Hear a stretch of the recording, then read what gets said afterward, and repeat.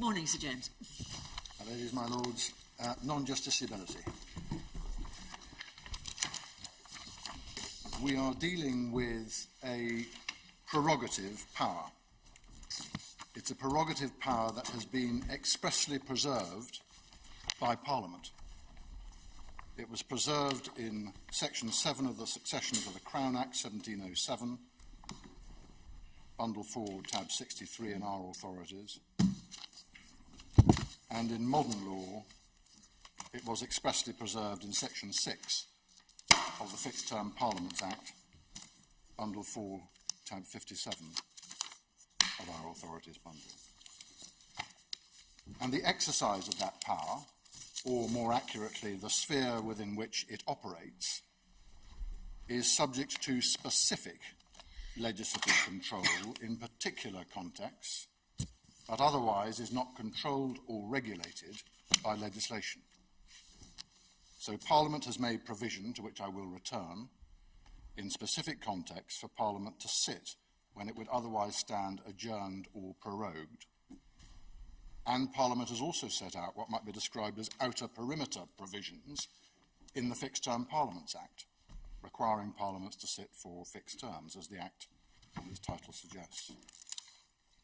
Subject only, however, to those legislative provisions, the prerogative power is not subject to legislative control. The start of the first session, the termination of the current parliamentary session, and the start of the new one, how sessions are to be divided and the period between them, including any extension of that period, are for decision by the government in accordance with that reservation of power and its uncontrolled nature in legislation.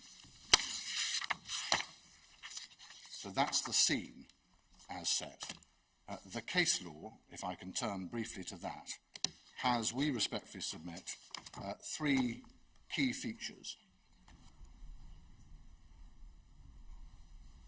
The first is that the fact alone that this is a prerogative power, in other words, the source of the power, does not, of course, make challenges to its exercise non-justiciable.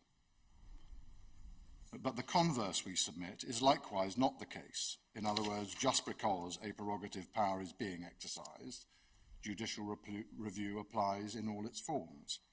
The question is whether the issue or the subject matter is justiciable. So you examine the nature and the subject matter of the power being exercised in the context in which it is exercised. That is the test that is established in relation to prerogative powers. In other words, examine the nature and subject matter. Don't just assume that because it's a prerogative power, it is susceptible to JR.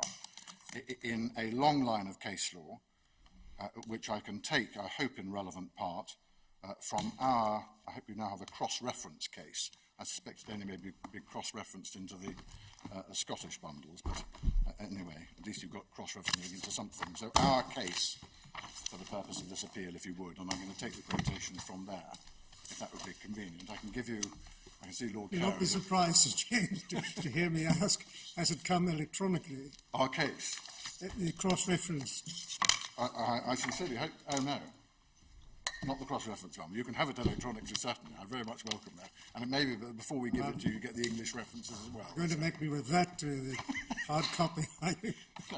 The Scottish references are a great deal easier to well, cope with than the English ones because they're all in one document.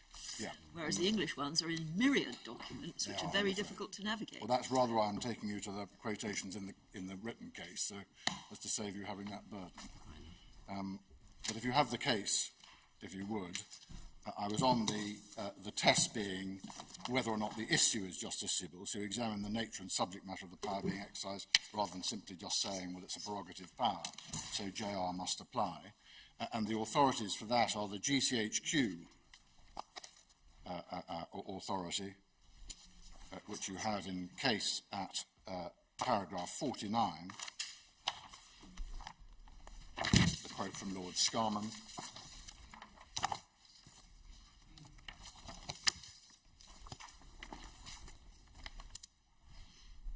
That was was then applied by Lord Justice Taylor, as he then was in the Everett case. If you go forward in the case to paragraph 52, you see the first sentence of the quote in paragraph 52 of the case.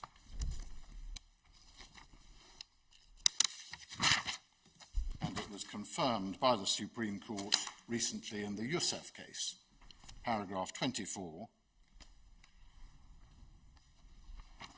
I think the quotation you have from Youssef is from paragraph 26, but it's paragraph 24 of Youssef, which is in bundle 3 of the authorities, tab 34, and it's to the same effect. The second Yes, I don't think that formulation by Lord Justice Taylor has ever been challenged, as far as I'm aware. No, and it And appears to have been confirmed by this court on more than one occasion. Yes, both before and after. Yes. It appears to have been based principally on GCHQ and was then confirmed afterwards in Youssef. It's not always right.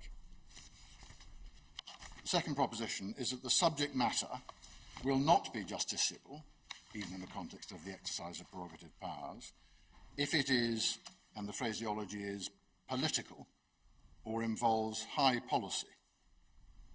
And I emphasise that's just as much so in public law as in any other types of case.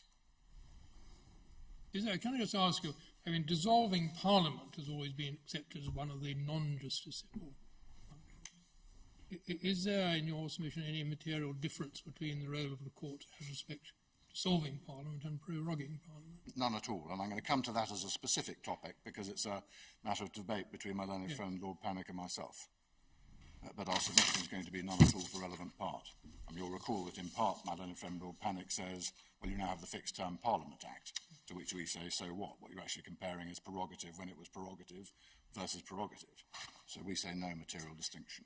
But I'm going to come to that as a discrete topic, if I may. The authorities for the subject matter not being justiciable, if they are, quote, political or matters of high policy, you have a series of quotations establishing that proposition in our case at paragraphs 58, 59, and 60.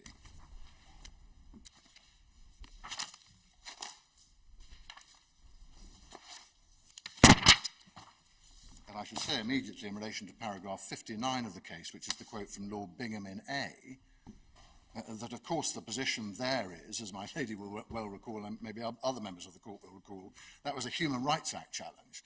So the court had to determine the issue of public emergency threatening the life of the nation, because that was part of the statutory test that the court had to consider and apply. And it was, of course, in that context, i.e. a justiciable context by definition, because the issue is whether or not there was such a public emergency under the Human Rights Act to allow for the suspension of one of the articles of the Convention. But the position, as you will appreciate, is that non-justiciability as a principle is at, if I can put it this way, the extreme end of those considerations with which the court will be intimately familiar from inter alia all the human rights cases about proportionality, where the factor that determines the breadth of the margin, or the factors that determine the breadth of the margin, are essentially based on institutional competence. How competent is the court rather than another pillar of the state to decide issues, and constitutional propriety. Is it right that the court should be making that sort of decision rather than the political wing or the legislature? And those features, as it were, sit on what can properly be described as a spectrum, but non-justiciability sits at the end of that. The reason I emphasise that is because even though, therefore, the statements by Lord Bingham were in the context of an issue that was plainly justiciable for the reasons which were discussed yesterday, they nevertheless, we respectfully submit, of relevance in determining the nature of the matters which the court will consider in the context of non-justiciability. You will also note, if you would, the reference and the quotation from Wheeler in paragraph 48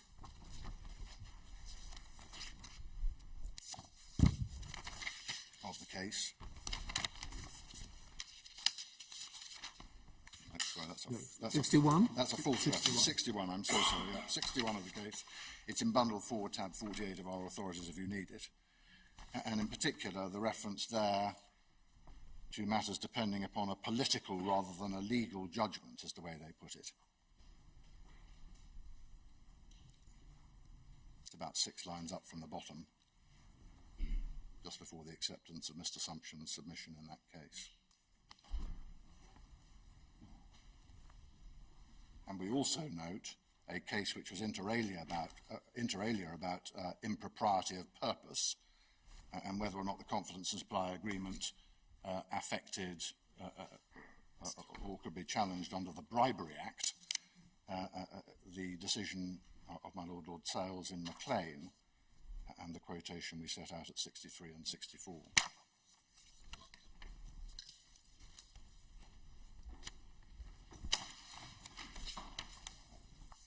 In particular, we place reliance upon that third sentence in the quotation in our paragraph 63.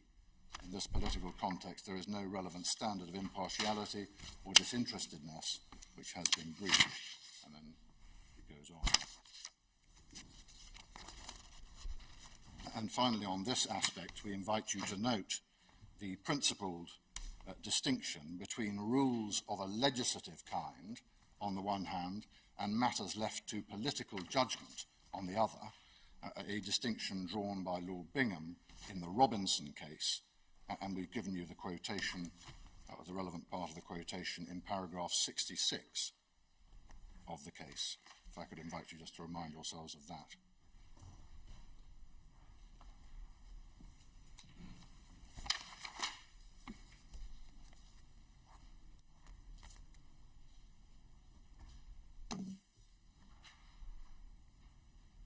Might be thought is a particularly pertinent passage in the context of our case. It refers to dissolution, as you see, and draws a clear distinction based on our constitution between effectively legislative controls, which he describes as being the subject of predetermined mechanistic rules, and matters which are then left to political judgment. While we have this passage in front of us, it does make the point that in relation to dissolution, the Crown exercises a genuine function of judgment. Yes, and I'll come back to that as well, because that's another basis on which my learned friend seeks to distinguish the dissolution cases. Again, not to push it too far down the line, the answer is going to be that there is some question as to precisely how far and what type of powers may be reserved to the sovereign in particular contexts. There is academic difference on that issue. In both contexts, the sovereign will act inevitably upon the advice of ministers and, in particular, the Prime Minister. And so those differences may, for present purposes, be more ephemeral than real. That's going to be the answer to that particular point. You're coming back to that, are you? I'm coming back to that. I'm going to summarise all of those when we come back to dissolution. I'm particularly interested in the briefing paper we have on the prorogation and the role of the Crown.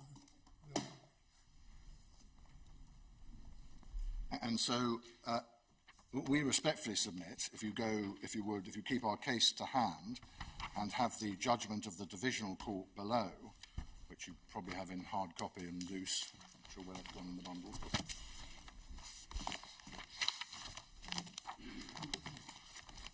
but we respectfully submit that their conclusion at paragraph 42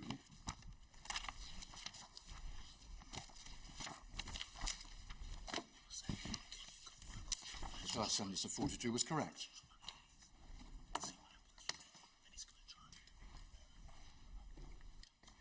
As is their analysis in paragraphs 43 to 46, setting out effectively the quotes that I've taken you to in our case, as supporting that proposition. So that's the second proposition.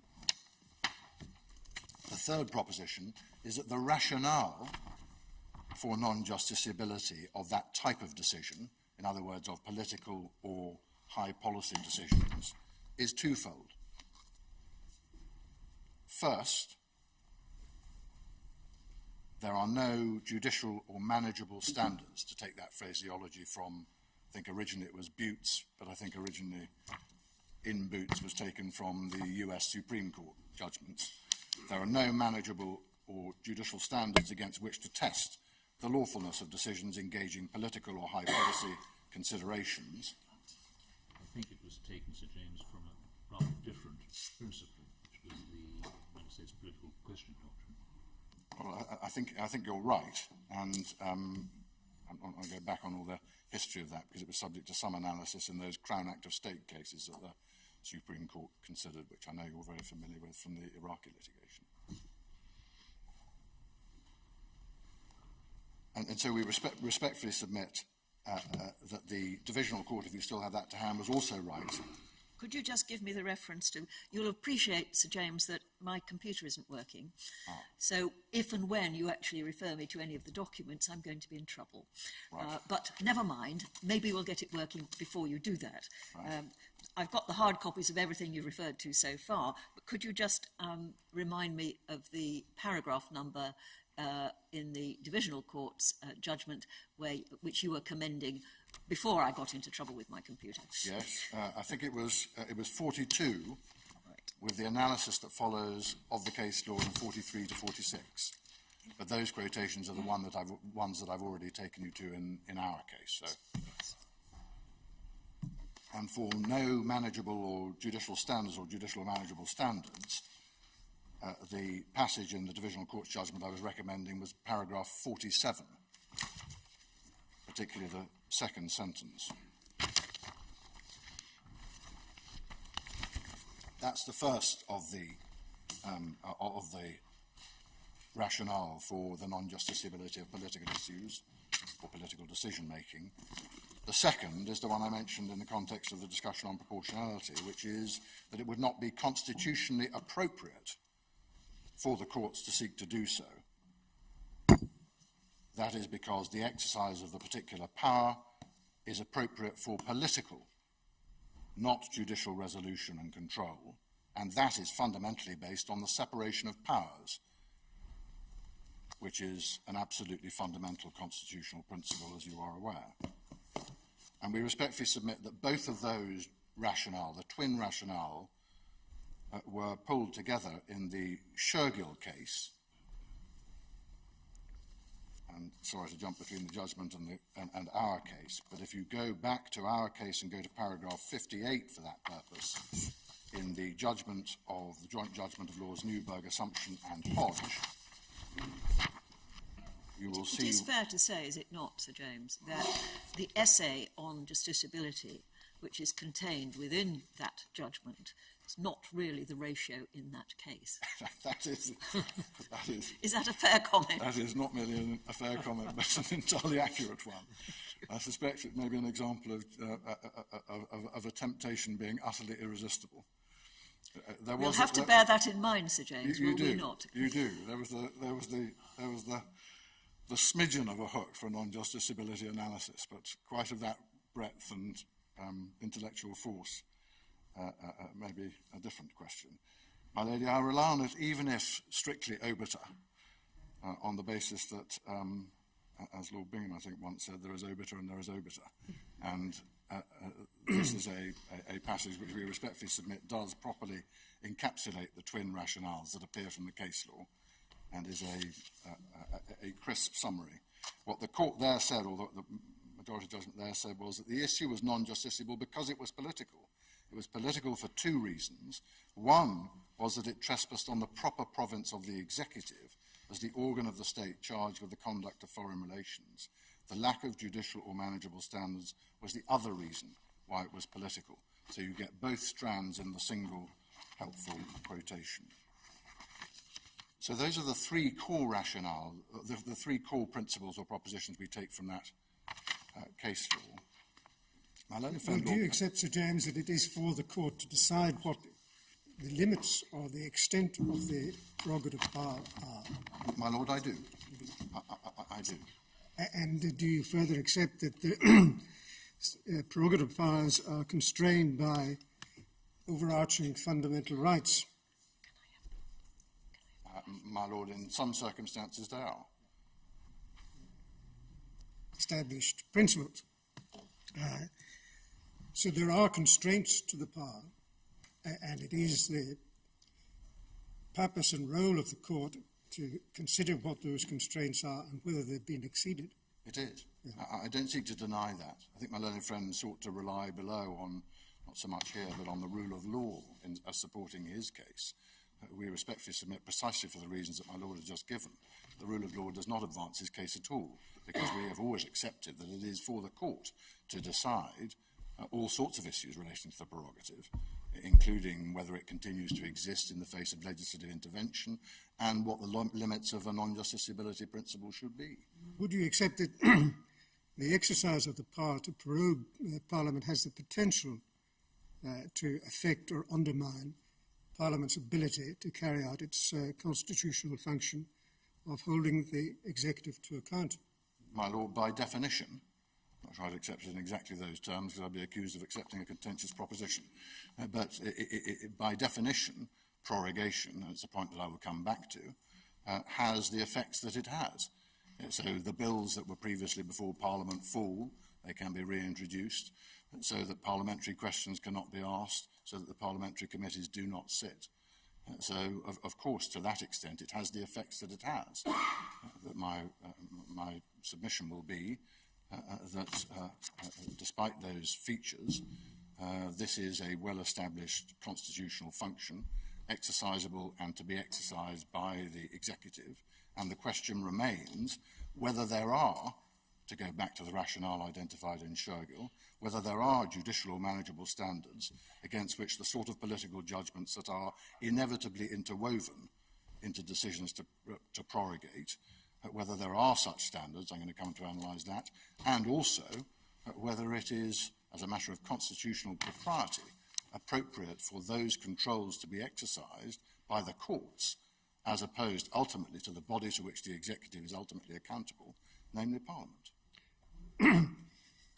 I take it then you wouldn't accept the submission made in the fifth intervener's latest response, I don't know whether you've read it, at paragraph 8, that the exercise of the power with the aim or effect of frustrating the discharge of the sovereign role of Parliament is out with the scope of the power. It begs the question. That's the issue. If it has that effect and it has that purpose, is it out with I don't know.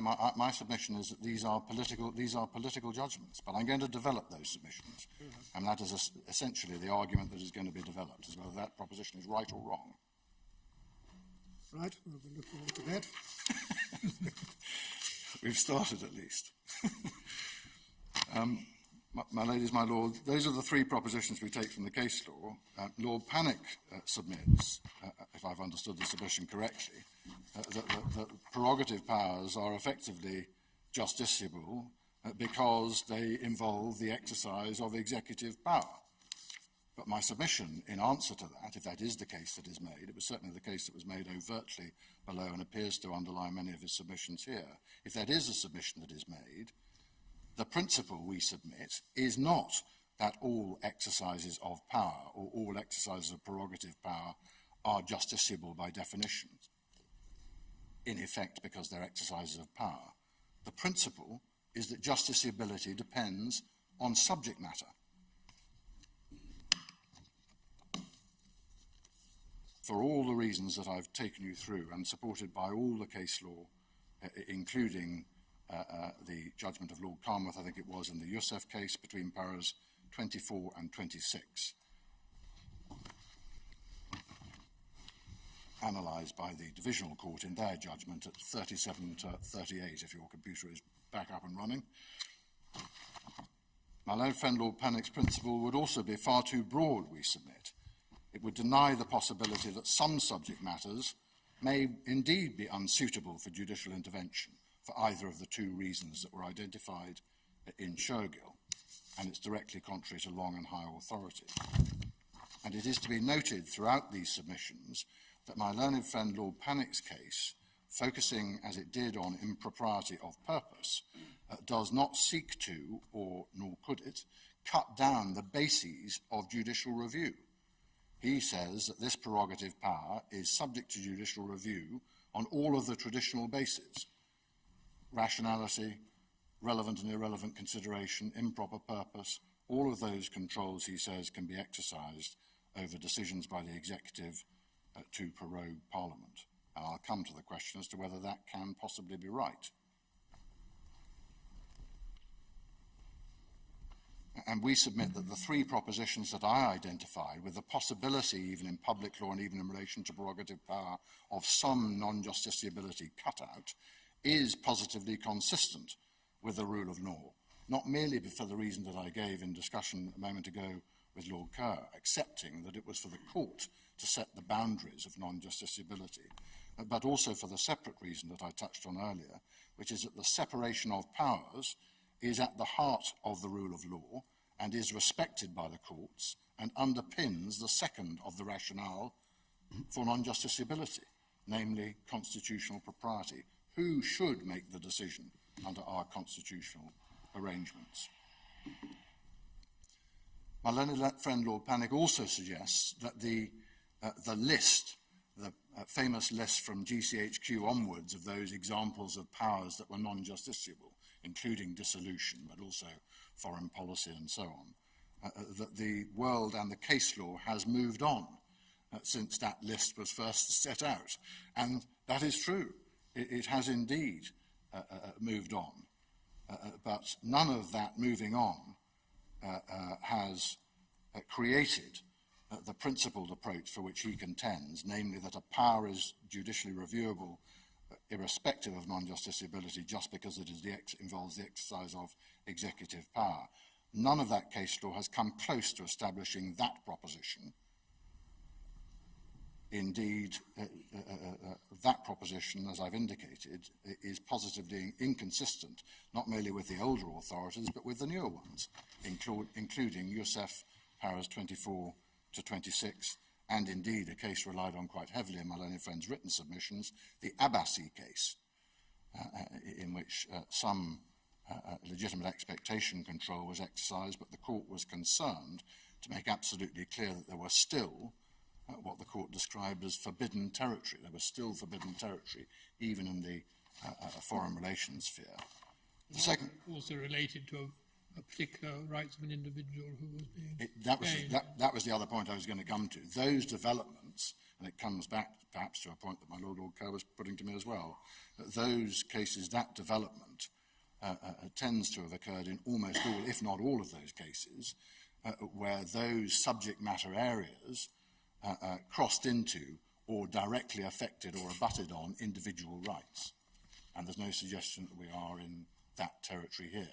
You'll all remember, or many of you will remember, in Miller 1, that being the centrepiece of the argument, Lord Panic's compelling allusion to the bullet being fired from the gun and then inevitably hitting the right's target, as it were. But that is not this case. We are here dealing with... I don't think Lord Carnwell thought that was a compelling analogy. he was, as I recall, he was in a minority. Yes, but I think I was right in thinking that it was rather doubtful that they depended on the proposition that the Article 15 notice couldn't be withdrawn, which we now know to be wrong. But right, we were all operating on certain assumptions in that case, as we all recall as well. But the more serious point is that that case law, where those areas have been eaten into foreign policy, matters of that kind, where that list in GCHQ has been impinged upon, the impinging is almost invariably because there is a direct effect on individual rights, which we're not dealing with here. So that's the basic position in principle we respectfully submit, and our submission, my submission to the court, is that decisions about prorogation are squarely or paradigmatically within that political or high policy sphere and within the key rationale for non-justiciability. And I start, if I may, with 4 points about the general position, prorogation generally, and then I'm going to test it, if I may, against the present circumstances that we have here. And the first of those 4 general points is that as a species of decision, prorogation decisions are inherently and fundamentally political in nature. They will involve considerations about how most efficiently and effectively to manage the conduct of the government's business, including specifically its legislative agenda in Parliament. And those sorts of considerations are inevitably shot through with assessments of a political kind. One could name any number of them, but including how most effectively to secure the government of the day's political and legislative objectives and agenda, with all of the aspects that that brings in modern politics, including presentational. Whether and when it might be appropriate to terminate or interrupt existing business, including the prevention of bills in the course of passage and the setting of a new legislative agenda in a Queen's speech, the interval between parliamentary sessions and whether that period should be extended, whether a new Queen's speech with a new, differently focused national and parliamentary and legislative agenda should be set, and how long would be needed and desirable, in the government's view, for the preparation of that new agenda. That is, we submit, the business of politics. Both the government of the day and the opposition, pursuing its proper function of doing everything it can to attack and challenge government and its policies, they both, of course, have their own political agendas, their own perceptions of what will and will not operate to their political advantage. And the ultimate weaponry, of course, remains in the hands of Parliament. Motions of no confidence, 2/3 voting for an election under the Fixed Term Parliaments Act, all the decisions, all the debates, all the parliamentary business that we've seen in the newspapers in recent weeks. This is, we submit, therefore, the territory of political judgment, not legal standards, the point we respectfully submit that lay at the heart of Lord Justice Sales's reasoning, as he then was, in the Maclean case. There are, to take Lord Bingham's phrase, no predetermined mechanistic rules. You'll remember the quotation drawing that distinction between legislative control and political judgment in Robinson. Just at heart, political judgments, with a whole variety of matters, including perceived political advantage, as part of that parliamentary and day-to-day governmental cut and thrust that feed into those decisions. And that we respectfully submit, that basic and fundamental nature of these sorts of decisions is illustrated by the history of prorogations, some of which we've captured or sought to capture in our case at paragraph 71. Are we being asked to inquire into a political decision, or are we being asked to determine whether it collides with a precious legal principle? My Lord, no one, I think in answer to that, no one on our side would dispute the precious nature of the impropriety of purpose principle. It's a well-established principle. It's from Padfield onwards, you have it enshrined in public law. So no one is querying that. The question is how and whether it can operate in the context of this particular decision-making, this type of decision-making. And you've seen from the case law that some otherwise precious principles of public law have to give way. You've also seen from the case law that non-justiciability operates just as much in public law as it does in other spheres of law. So I think my answer to my Lord's question would be to accept the precious nature of that principle, but nevertheless to say the question remains. Can it operate? Can the other principles, which are equally precious, rationality, relevant Actually, I mean, you've referred to the principle that I was referring to as improper purpose. I was thinking of a bigger one. I mean, if there's anybody who is better placed to defend parliamentary sovereignty, the legal principle of parliamentary sovereignty, it is us here. And it was that principle that I had in mind when I said, does this political decision collide with something which we are duty-bound to uphold? My Lord, my answer to that is a slightly different one. I'm sorry, I've misunderstood the question. My answer to that is going to be a slightly different one. I've got a section in the submissions specifically about parliamentary sovereignty, but to flag the nature of the answer that I'm going to be giving to my Lord's question when I get there and do it in detail, parliamentary sovereignty, of course, is a precious principle, but it all depends on what it means. What aspect of parliamentary sovereignty, what aspect of parliamentary business are you actually dealing with? It's no good simply turning up and shouting about parliamentary sovereignty, because parliamentary sovereignty means a number of different things. Paradigmatically, parliamentary sovereignty means that Parliament can make and unmake its own laws, and that when it does pass primary legislation, the other pillars of the state, including the courts and the executive, bow to it. So the you question say is, it's as limited as that? I'm going to say that those are the classic features of parliamentary sovereignty, and then I'm going to analyse whether or not it is truly an aspect of parliamentary sovereignty for prorogation to be controlled in this way, so as to engage the concerns of the court. So again, I accept the precious nature of the principle, and my argument in my submission is going to be, you need to be very careful before that phrase is, as it were, too widely and too generally bandied about, without actually thinking about what it means in the particular context that we're dealing with here. That's going to be the answer. Thank you. I don't require an answer at the moment, Sir James, but just to foreshadow my concern about that argument, just to take an extreme example, let us suppose the Prime Minister decided, for political reasons, which you say are perfectly valid, political reasons, that he did want to stifle debate, and he did want to avoid scrutiny of his actions, particularly in the contemporary situation that we found ourselves. And he decided to prorogue for 1 year.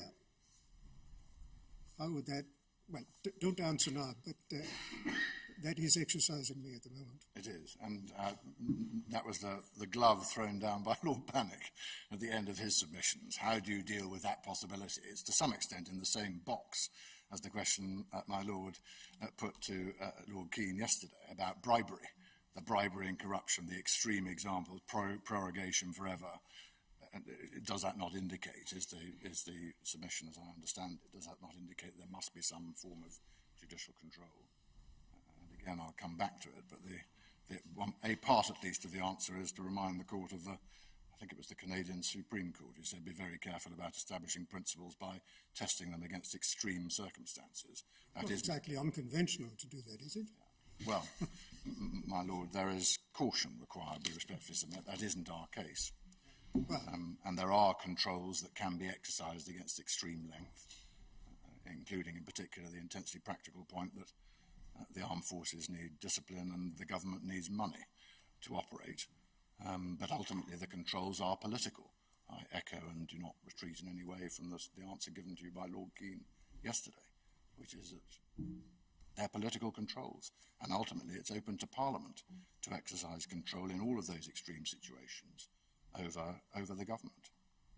Would the hands-off approach that you advocate extend if the prorogation occurred in the face of a contrary statute? Of a contrary statute, if there was a statutory provision requiring Parliament, Lord, no. to be there at a certain date? Certainly not, and we place positive reliance. It's a point I'm going to develop, as you understand, on, for example, Section 3 of the Northern Ireland legislation, which I'll come back to.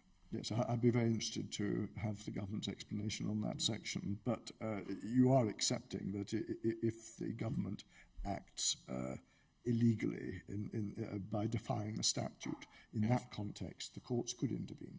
I certainly do, because it's primary legislation, and that would be fulfilling their paradigm responsibility. It comes back in a way to the example of the Human Rights Act. But you say it doesn't follow from that you get the whole gamut of judicial review principles. I do, because all that illustrates is the prime and first principle of parliamentary sovereignty. Yes. Namely that all other organs of the state bow to the express will of Parliament. So a prorogation is justiciable in that particular context. Well, my Lord, the court would be enforcing primary legislation, which is its function, non sequitur. So my Lord has a submission right. Yes, but non sequitur is the answer. Precisely. So the first of the four general points I was making, inherently and fundamentally political. Secondly, they concern the sittings and the sessions of Parliament. closely connected to the business of Parliament, which we respectfully submit is, and it perhaps echoes the discussion we've just been having, the province of Parliament. We're dealing here with the Prime Minister's power to regulate a Parliament that is responsible for his tenure and to which he is accountable, for example, through a no-confidence motion and through the other mechanisms that now exist in statutes such as the Fixed Term Parliament Act. But no-confidence motion is always there, is always available to the House as the ultimate, as it were, nuclear control weapon. Now, whether or not the opposition or the government are in that territory, I include the government given the times we're in, are going to operate that weaponry, is a matter for Parliament. There is at most a flexible convention that there is a parliamentary session each year. But as you know from recent times, that is truly flexible. The current session, ended by this prorogation, was the longest for many, many years and extended, I think, over 2.5 years. And my submission is that the common law does not regulate and could not regulate the scheduling of parliamentary proceedings. And of course, Parliament can decide, and has decided in some specific contexts, to regulate this by legislative provision. The judgments involved in it doing so, I respectfully emphasise, and this goes to the constitutional propriety issue, are paradigmatically legislative. When should that control be exercised? In what circumstances? How should Parliament be recalled? For what period? For what purpose? How is it meant to work when that happens? Those are legislative judgments, ultimately. And we've given you in the case, if you still have it to hand, at paragraph 28,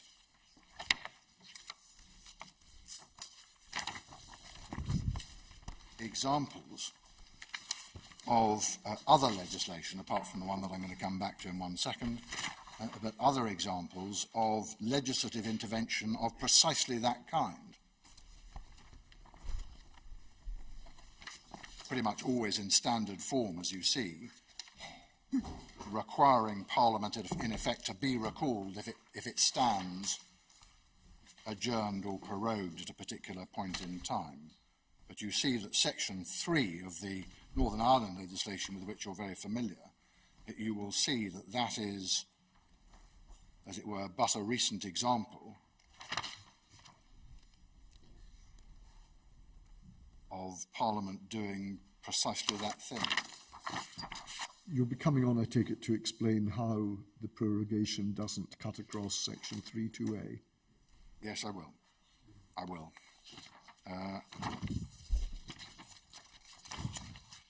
Let me just check if I will. I'm very happy to do that now, if that would help, my Lord. I don't want to take you out of order. It's something I want. Yes. I'm certainly going to come to it. I know that Lady Black was interested in that yesterday as well, so I will try anyway.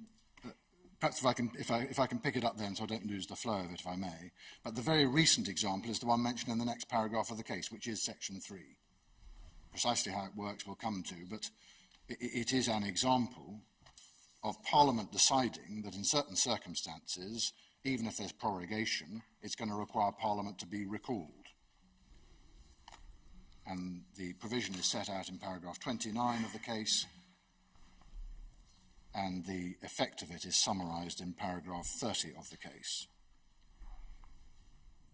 But it applies, I emphasise at this stage, I'll come back to its significance in a moment, but I emphasise at this stage that it applies to control the sittings of Parliament if Parliament stands prorogued. That's done by primary legislation. Yeah. The third general point is the parallel with dissolution. And we've dealt with that in our case between paragraphs 82 and 85. And the position we respectfully submit in relation to that is this. In the days when dissolution was subject to the prerogative, in other words, pre-Fixed Term Parliament Act, it was regularly singled out as a core example of a prerogative power whose subject matter rendered it political and thus non-justiciable. If you still have the case there, three at least quotations on that, citing it as an example of that. Lord Bingham, in our case at paragraph 66, I think I drew attention to that when you first looked at it in the Robinson case. You see about 5 lines up from the bottom of the quotation in brackets, whether and when to seek a dissolution, for example. Lord Roskill, in our case at paragraph 49, in the GCHQ case,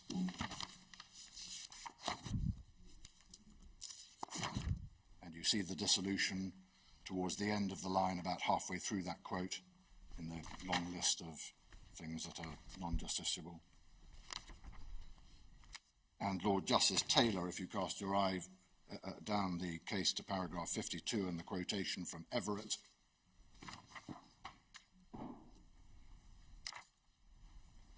again, it's about halfway through the quote. He mentions making treaties, making war, dissolving Parliament. And our submission is that there is, for present purposes, no distinction between dissolution and prorogation. There is no distinction because the underlying basis for the dissolution example, as explained in that case law, of a subject matter area that would be non-justiciable, was the lack of political standards and the constitutional propriety of politicians deciding political issues. And it's impossible to see why those should not apply equally to prorogation. It is not distinguished from prorogation by contending, we submit, that the dissolution would be a personal prerogative, unlike prorogation. In both contexts, Her Majesty the Queen will act on advice from ministers.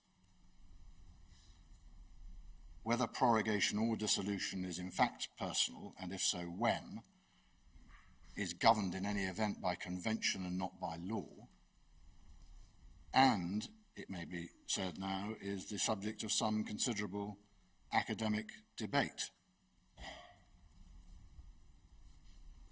I'm not going to go to it now, but you have in the supplementary authorities bundle behind tab 28, I think it's electronic page 491, Professor Twome's analysis of all the various examples. He has a whole chapter on prorogation, which we've given you, and a series of examples across Commonwealth countries in which it's been done, which makes for, it may be said, jolly interesting reading, not least because you can see from that the sort of circumstances in which prorogation was ordered.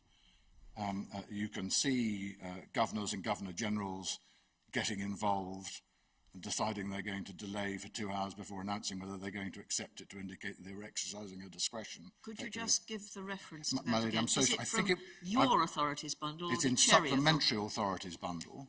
Supplementary. Well, you've got 2 of those. We've got 2 of those. It's the first one. I don't think anyone's yet referred to the second one, but it's in the first one, tab 28, and I think it's electronic 491. I'll give it a go.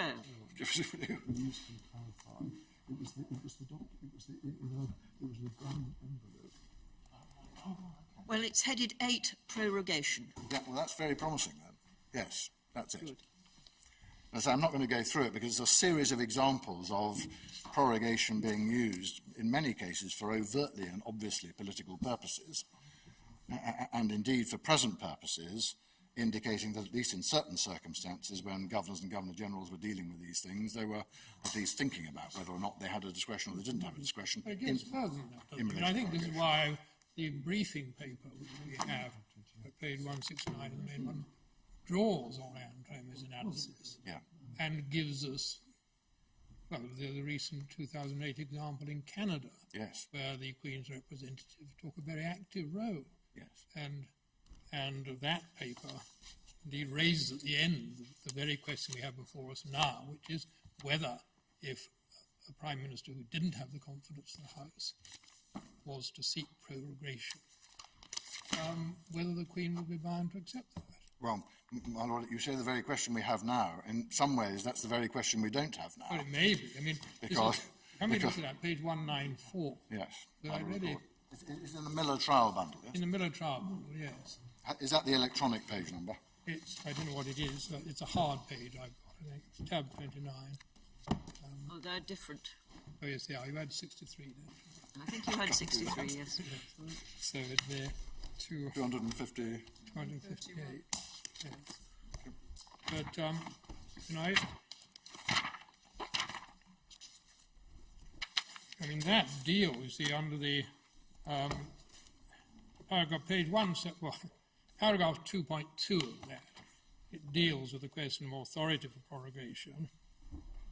And I'm so tells us sorry, in the I don't have the reference. No, I'm sorry, it's in the Miller trial bundle, Yes, Which And is it's- labelled hearing bundle in which our... is labelled hearing bundle. Yes. And it's Yeah, page thank you. 175, hard copy. tab 29. 237? 237 electronic. Tab 29. yes, thank you very much. So 175 hard. So which tab, Sir James? Tab 27? Thank you. 29. 29, I'm so sorry, my tabs have been removed. So. My lord, I'm sorry, I interrupted. No, it does. It's the Commons Library briefing It on is. prorogation. It's extremely helpful. And very, but it says at paragraph 2.2, second paragraph, whether the Crown must always follow ministerial advice in the context of prorogation is contested, but has not in modern times been tested in the United Kingdom. It then goes on to say that in other Westminster constitutions, it's treated as a reserve power, and that is not. And then it goes on to give us the example, page 182, paragraph 3.1, of the no confidence motion in Canada in 2008, Yeah. when the Governor-General plays an active role Yes. in dealing with the sort of questions of Yes.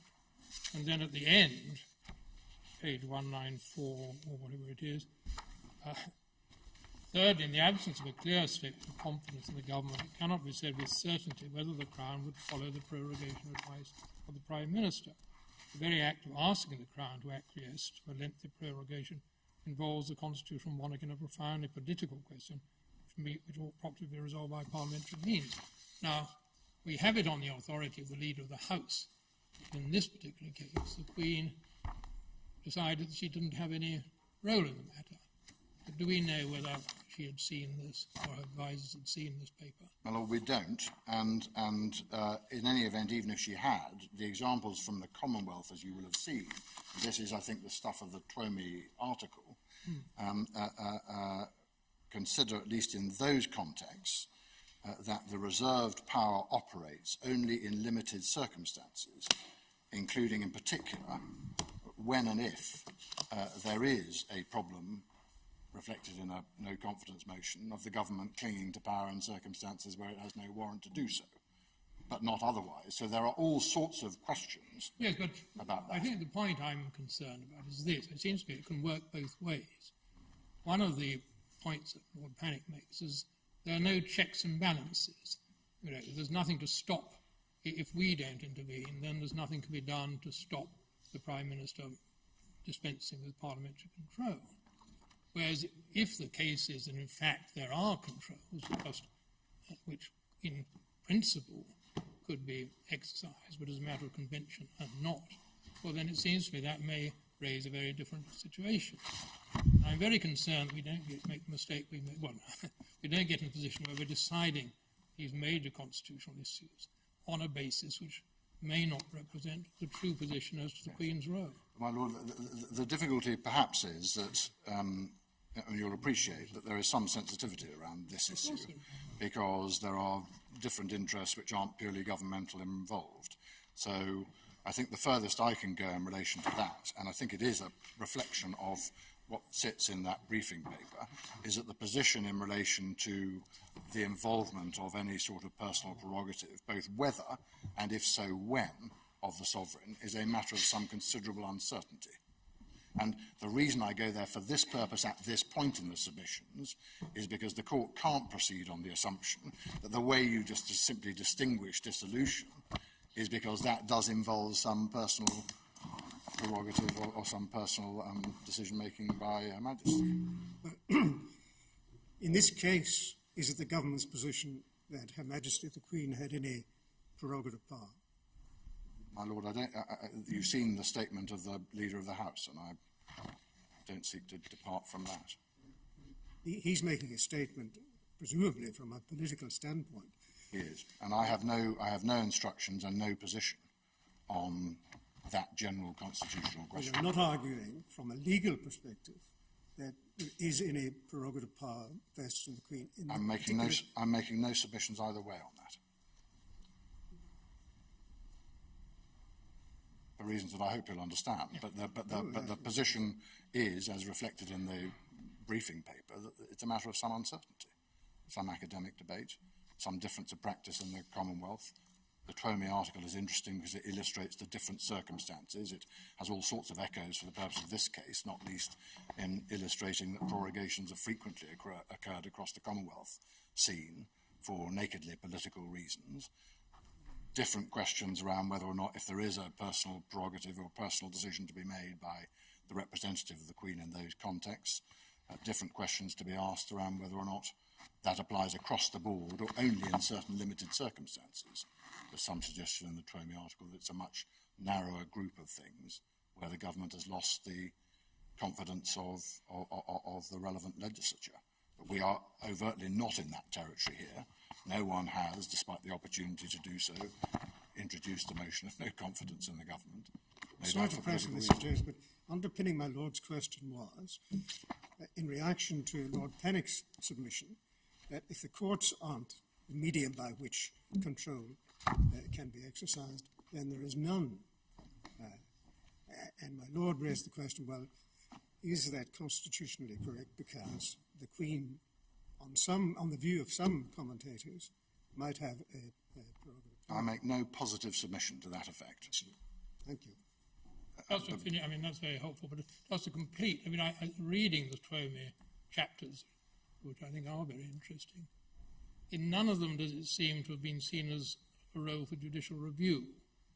I mean, I don't think there's any example of precedent for the sort of judicial review being used as a substitute for the control by the whatever control is exercised by the there isn't, and I mean, I suppose the answer, in fairness to the case against us, the answer I'm sure Lord Pennock would give to that is, well, that's because no one happened to have gone to court.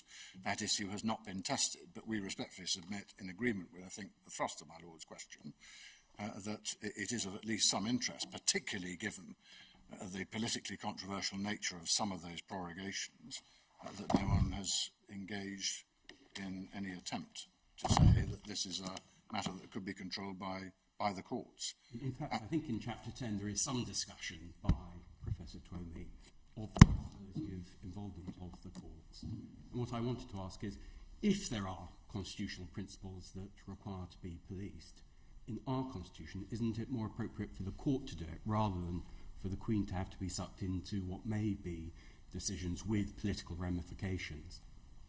My Lord, I think you may well be right, and I may well be in a position of happily accepting that proposition, because, as I say, I make no positive case that as part of the bulwark, if that was all that was left, it would be the Queen's personal decision which would provide the constitutional protection. My case, as you'll appreciate, is that the constitutional protections are provided in the political arena by Parliament, by no confidence motions, by all of the matters that govern the tenure of the Prime Minister in our democratic legislature. That's where you find the appropriate form of control, not in the courts.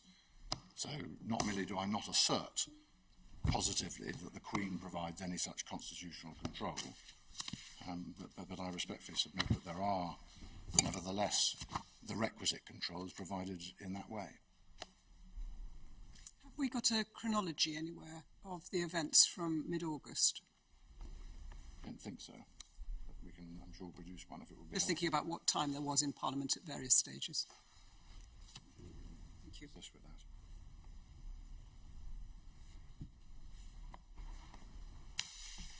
So I've dealt in that rather roundabout way. I hope that's a helpful discussion, but I've dealt in that rather roundabout way with why we say that it is no ground for distinguishing dissolution as the paradigm example and the echo into prorogation by reference to the personal nature of the prerogative or otherwise, because it's simply not established or certain, as it were. But it's finally no answer to say, as I think my Lord Panic does, well, we now have the Fixed Term Parliament Act. And again, of course we do have the Fixed Term Parliament Act, but the comparison for relevant purposes is between the dissolution power when it was a prerogative power and the prorogation power as it still is a prerogative power. When the former existed as a prerogative power, that is dissolution, it was non-justiciable. So the question is, why are they distinct for that purpose? And it isn't answered by saying you've got a new legislative regime in place, especially, it might be thought, one which positively preserves but does not otherwise control in Section 6 the prorogation power as a prerogative power. So we respectfully submit that that provides no answer and no distinction between dissolution as the paradigm example or a paradigm example of a political or high policy question. The fourth point I can make very, very shortly in terms of the generality, and that is that this is not a context which is about rights. This is not Miller, this is not Youssef, this is not any of those cases in which the traditionally identified areas of non-justiciability have been eaten into. It is not about rights. Those are the 4 points I wanted to make on the general nature of the power. And I wanted then to test them against the present context and the present circumstances. And I wanted to do that because doing that, we respectfully submit, illustrates the fundamental problems with both judicial standards and propriety in both the design and the application of legal principles and legal controls in this context. The contention by the claimant is that the courts, as it was put by Lord Panic in his written argument, the courts must ensure that Parliament is not prevented from sitting, and that the effect, as he puts it, of prorogation is, quote, seriously to impede Parliament's ability to perform its functions because it will be unable to legislate. And the will of Parliament is engaged, it said, because it is said that Parliament is being prevented from doing that which it would otherwise wish to do. The case in this court is now put on a narrower basis, or focused on a more narrow basis, which is the impropriety or alleged impropriety or illegitimacy of purpose, that purpose being identified as, quote, avoiding the risk of Parliament undermining the policies of the government. And I'll come back to the detail of the way in which it's put, but some initial points, if I may. But first, it is self-evident that prorogation means that Parliament will not sit. No parliamentary questions, no committees, no legislation for as long as it lasts. Whatever the ultimate end sought by any prorogation, whether it simply be a new Queen's speech in as short a time as possible, accelerating the passage of legislation under the Parliaments Act in 1948, wrong-footing the opposition, a desire to focus on the prosecution of war in 1914, the means by which the intended end is to be achieved is the inevitable preventing of debate and those other functions for some period in Parliament. And it's difficult, therefore, we submit, to separate the object and effect of prorogation. Prorogation always necessarily limits the debate that could otherwise occur, and therefore any decision to prorogue is in some sense intended to reduce the time for debate in Parliament. That raises questions of utility of its sitting for particular periods of time. Secondly, some effects flow from the fact of prorogation. In other words, the falling of bills, as an example. And some effects last, parliamentary questions, the sitting of committees and so on, for as long as Parliament is prorogued. Flowing from that, my learned friend Lord Panic does not attack prorogation per se. He simply attacks prorogation of this length at this political juncture. And there are consequences of that narrowed form of attack.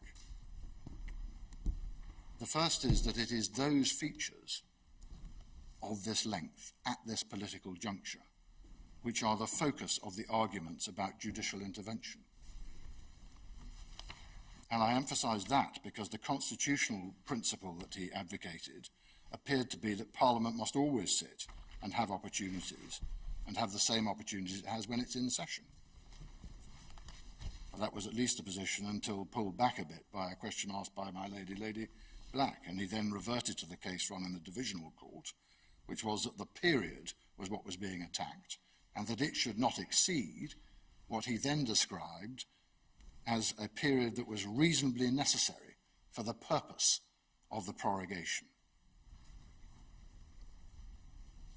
So it's important to bear those features of the argument in mind because they condition the questions that the court will have to ask, not least in relation to some of those adverbs, which I'll come back to. The second consequence of him not attacking prorogation just this length at this political juncture is he can't pray in aid of an improper purpose argument, consequences flowing from the very fact of prorogation. Bills falling is one of those things. They fall because of the fact of prorogation, and he's not attacking that. It's got absolutely nothing to do with the period for which Parliament is prorogued. So the falling of bills is irrelevant for present purposes. We would add, at least the political point, that in any event that falling is temporary. If the new session chooses to pick them up, it can do so. If they form part of the legislative agenda set out in the new Queen's speech, which is an integral part of the way in which democratic government operates in Parliament, then they will be picked up. And if they fall and stay fallen, that is simply a function of the operation of those democratic principles in Parliament. Sir James, I know you say it's irrelevant, but nevertheless, I don't want to be ignorant. The automatic effect of prorogation is that bills that have not yet passed all stages in Parliament fall. There is a method of preserving, carrying over. Now, as I don't know the precise limits of that, no doubt somewhere in the documentation it will be explained. But my understanding is that if they're carried over, they go over into the new session at the same stage that they were in the previous one.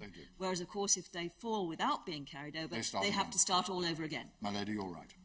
You're right. Oh, good. You're right. And you will have seen some reference to the bills that might be carried over. And I think it was paragraph 9 of the Da Costa memo that we looked at.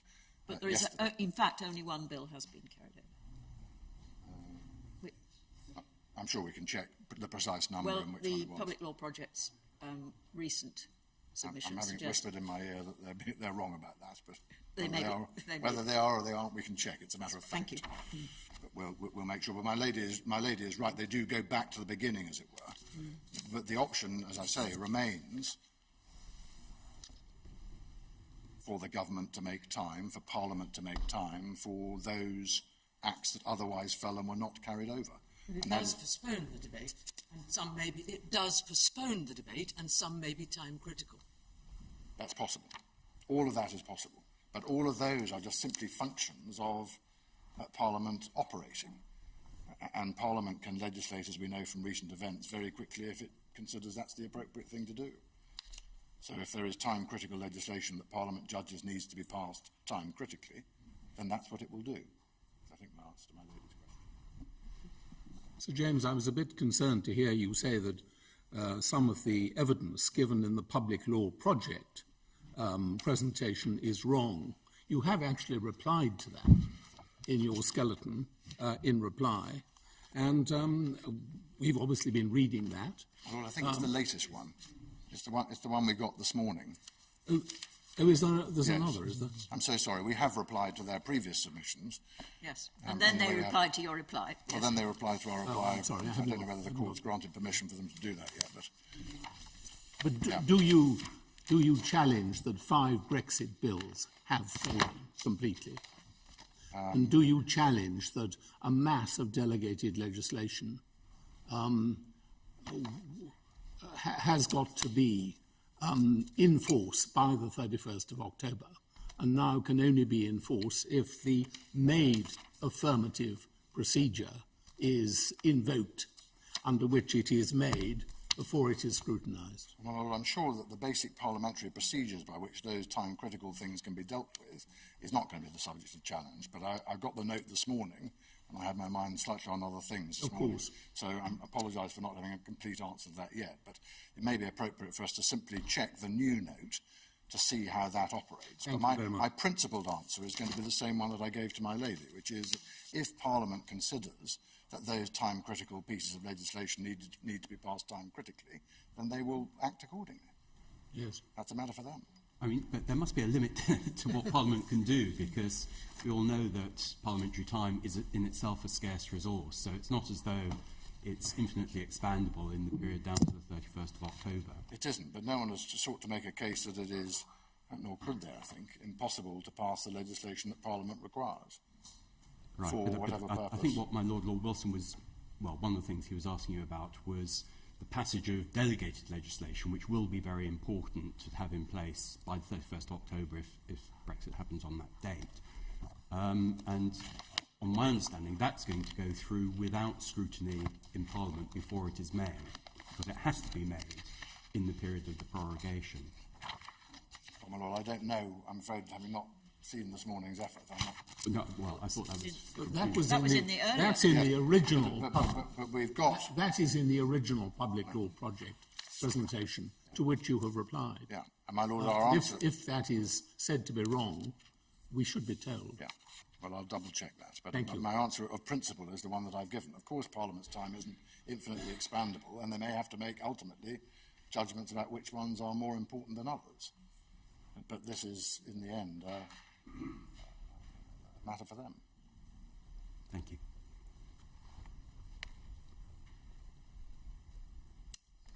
Handed a note that 3 bills were carried over. The Birmingham Commonwealth Games Bill being Yes. one of them. That's The mentioned. Sentencing Pre-Consolidation Amendments Bill. Oh, that was carried over, And was the it? High Speed Rail West Midlands Crew Bill. The Law Commission will be extremely pleased to learn. Anyway.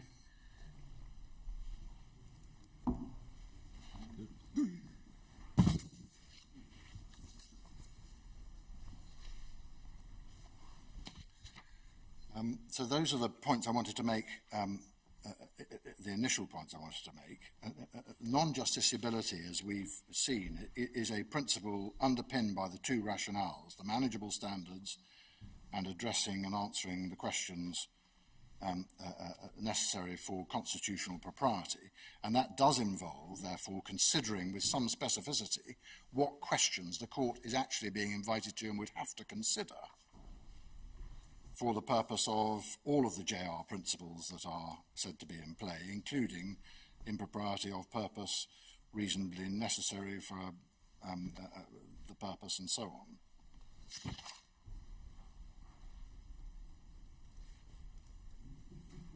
And we submit that once those general assertions are actually analysed so that you see the specific areas into which the court is being invited, the features in support of the principle contended for and the nature of the control contended for require decision-making and the formulation of legal controls in relation at least to the following: the length of prorogation, whether this political juncture warrants a longer or a shorter prorogation, whether Parliament would wish to legislate, what range of legitimate purposes for a longer or shorter prorogation there might be, what types or species of political consideration or advantage might operate as legal controls. And just to take those a little bit more fully, there is an immediate problem, and it is that the court tends, in the past has tended, to identify the will of Parliament from enacted legislation. its meaning, and whether it's undermined are judged against that clear and constitutionally appropriate yardstick. That's what the court was doing in Miller 1. Unless and until legislation is in fact enacted, how the court judges whether Parliament would have wished to or would wish to legislate is an entirely uncertain question, because some MPs say so on a head count, or how? How is that question to be determined and answered? It moves away from the sure and only proper guide to parliamentary intention, which is in enacted legislation, we submit, and moves the court, moreover, straight into the territory of political and parliamentary controversy. It's also entirely unclear what scale or nature of controversy would engage the intervention of the court or trigger it to invent controlling mechanisms of that kind over prorogation.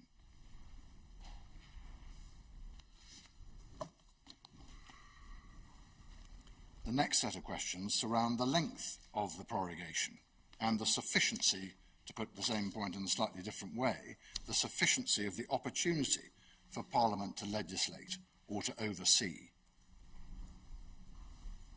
As we know, the challenge does not involve a challenge that requires permanent sitting for obvious reasons, nor could it.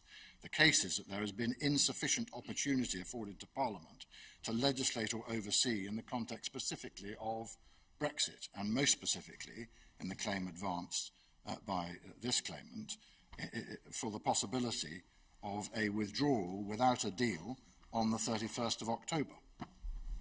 But again, that just simply prompts a whole series of unanswerable questions. How is sufficiency of time to facilitate legislation to be judged? How long is needed to hold the government to account over Brexit? And we submit that the points made at paragraph 57 in the Divisional Court's judgment are well made.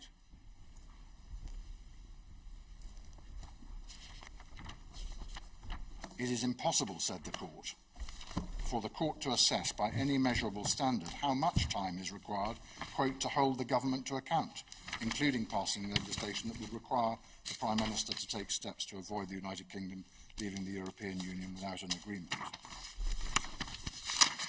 Is it particular legislation, or is it all legislation? What factors justify a longer or a shorter prorogation? And how could the court weigh or assess political judgments of that kind against a legal standard?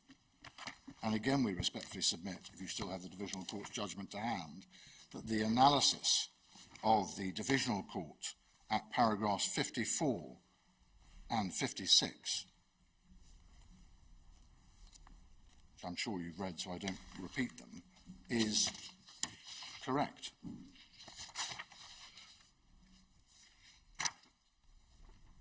So those are the sort of questions that surround sufficiency or length, sufficiency of the opportunity or length.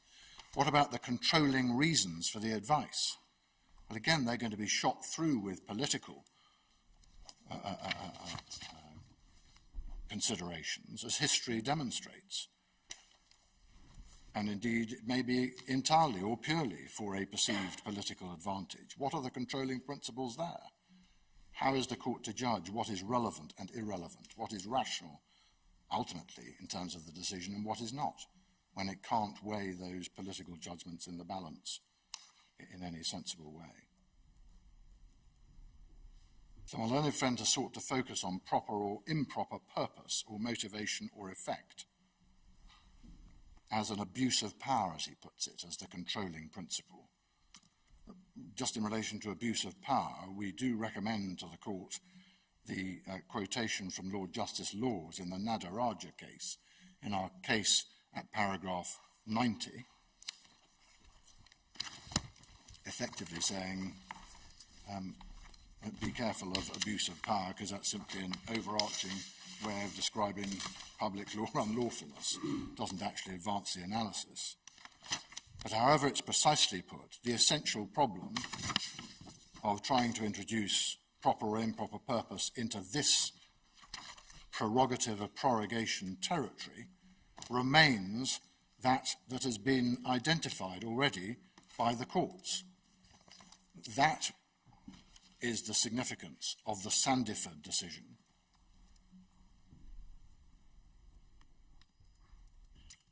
Which is in the authorities bundle at tab 32 in bundle 3.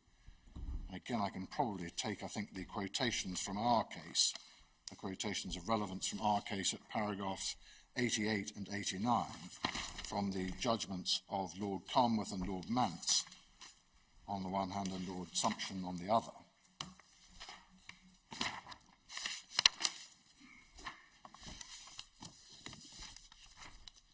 And the key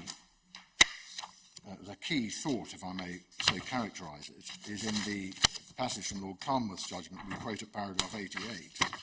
They don't stem from any legislative source prerogative powers, nor therefore from any such legislative decision, and there's no external originator who could have imposed an obligation to exercise them in one sense rather than another. They are intrinsic to the Crown for the Crown to determine whether and how to exercise them in its discretion, effectively pointing up the distinction between a Padfield improper purpose, where you have the statute which you can interpret and use as a guide to parliamentary intention, applying standard principles of courts interpreting legislation to identify purpose, and a power such as the one that was being considered there, and a fortiori the one that was being considered here, where there is no external originator, there is no yardstick against which to judge what is a purpose that promotes the legislation or doesn't promote the legislation. So these cases are fundamentally different from the Padfield line of authority on which this line of argument was founded, for the very reason given in Sandford. Sandford was about the no fetter principle. It was. It was. So those remarks were addressed to a rather different challenge they to were, the government's failure to act. I'm not saying that necessarily makes a difference. I'm just saying that was the situation. My lady, you're entirely right. My submission should have been that by way of, as it were, analogy into this, those comments in the judgment are equally applicable here. We put up this morning on your desk, and it's probably been lost again in the welter of paper, but a case called the Air Centre, which my Lady Arden may recall. And I do so again, I emphasise, not because it's directly on point, but because it's an illustration of the same Sandiford-type principle in operation. Does the court have that? It was probably loose on your desk this morning. If not, I'm sure we've got more copies. I'm very sorry. No, it doesn't matter. We've got more. We've got more. There is a spare. Yes. It's come through electronically, so Lord Sales can have my copy. I've got being handed. Thank you very much. I don't want to spend long on it, but you will see, if you just cast an eye down the head note, the context of the case and the facts for relevant purposes. The issue for present purposes was whether the police, if I speak as you read, as it were, was whether the police had the power at common law to ask questions of persons arrested to establish their immigration status on behalf of the Home Office, there being no statutory power for the police to do so. And you see that cast as the issue in paragraph 33 of the judgment. This was a judgment of Lady Arden. It's a recent judgment, so I think still sitting in the Court of Appeal, but recently promoted. Para 33, and the argument, as you see reflected in para 34, was that the police could only exercise their common law powers for a policing purpose, prevention or detection of crime, and not to assist in immigration enforcement. So it was effectively using their powers for an improper purpose by another means. I'm not sure it was quite presented in that way, but that looks like the essence of it. And the Court of Appeal agreed with the High Court that the police had a common law power to do anything an ordinary citizen could do. That's paragraph 38.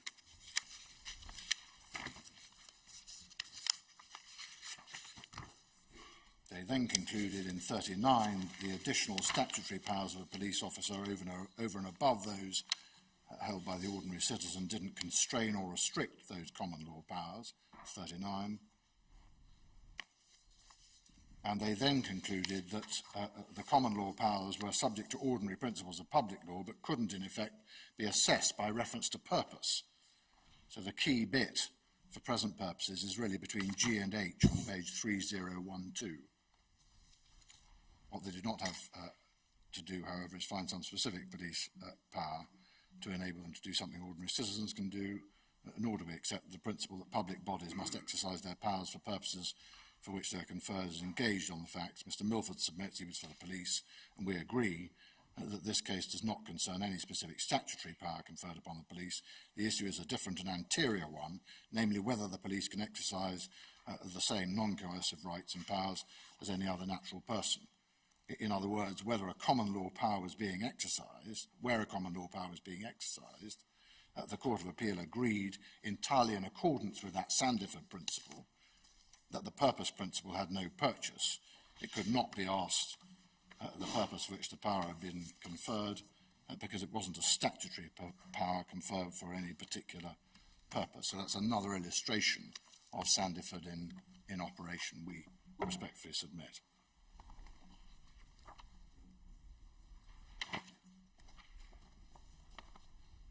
I respectfully emphasise that this isn't just about the court making an order or adjudicating to require a particular length of prorogation.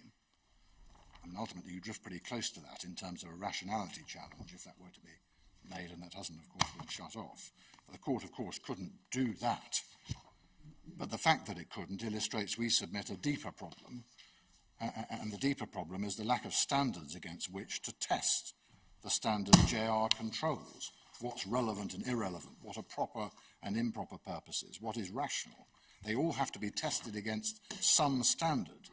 And back to the rights point, normally what happens when you are dealing with rights or an impingement on fundamental rights, such as when the HRA is engaged, is to examine the impact and what is relevant and irrelevant by reference to their impact on individual rights. So when you're assessing proportionality, for example, is the thing that the government wants to do, is the policy that is being pursued, proportionate to the nature and impact on individual rights that it creates? That's the fundamental question. But you have legal standards at all parts of that analysis. And the same is true, back to the Eyre Centre and Sandiford, where you have a statute creating the relevant purposes and objectives in legislation that you can interpret. So not merely here are there none, but we submit that the tools for their invention are lacking.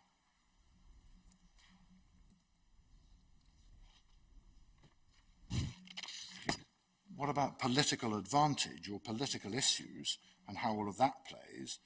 Again, in common with Lord Hodge, we understand that it was common ground that at least some types of political advantage were common ground accepted as permissible. And even Lord Pannick seemed, in the course of his submissions, to accept that some might be. But how is this court to determine whether, and if so what, political advantage points are and are not legitimate? How is it to determine whether this is a relevant or proper consideration without a statutory yardstick of the kind you had in Sandiford? And indeed, in this particular context of parliamentary timetabling and the business of Parliament. And if the assertion is that some are okay and some are not, to go back to the thought that Lord Kerr put to Lord Pannick in argument, well, it depends on the species. How does the court determine which species is good and which species is bad for present purposes of political advantage being pursued? And we respectfully submit in this context also that the judgment of the Divisional Court was correct and principled, including in particular the passage in paragraph 55 of their judgment.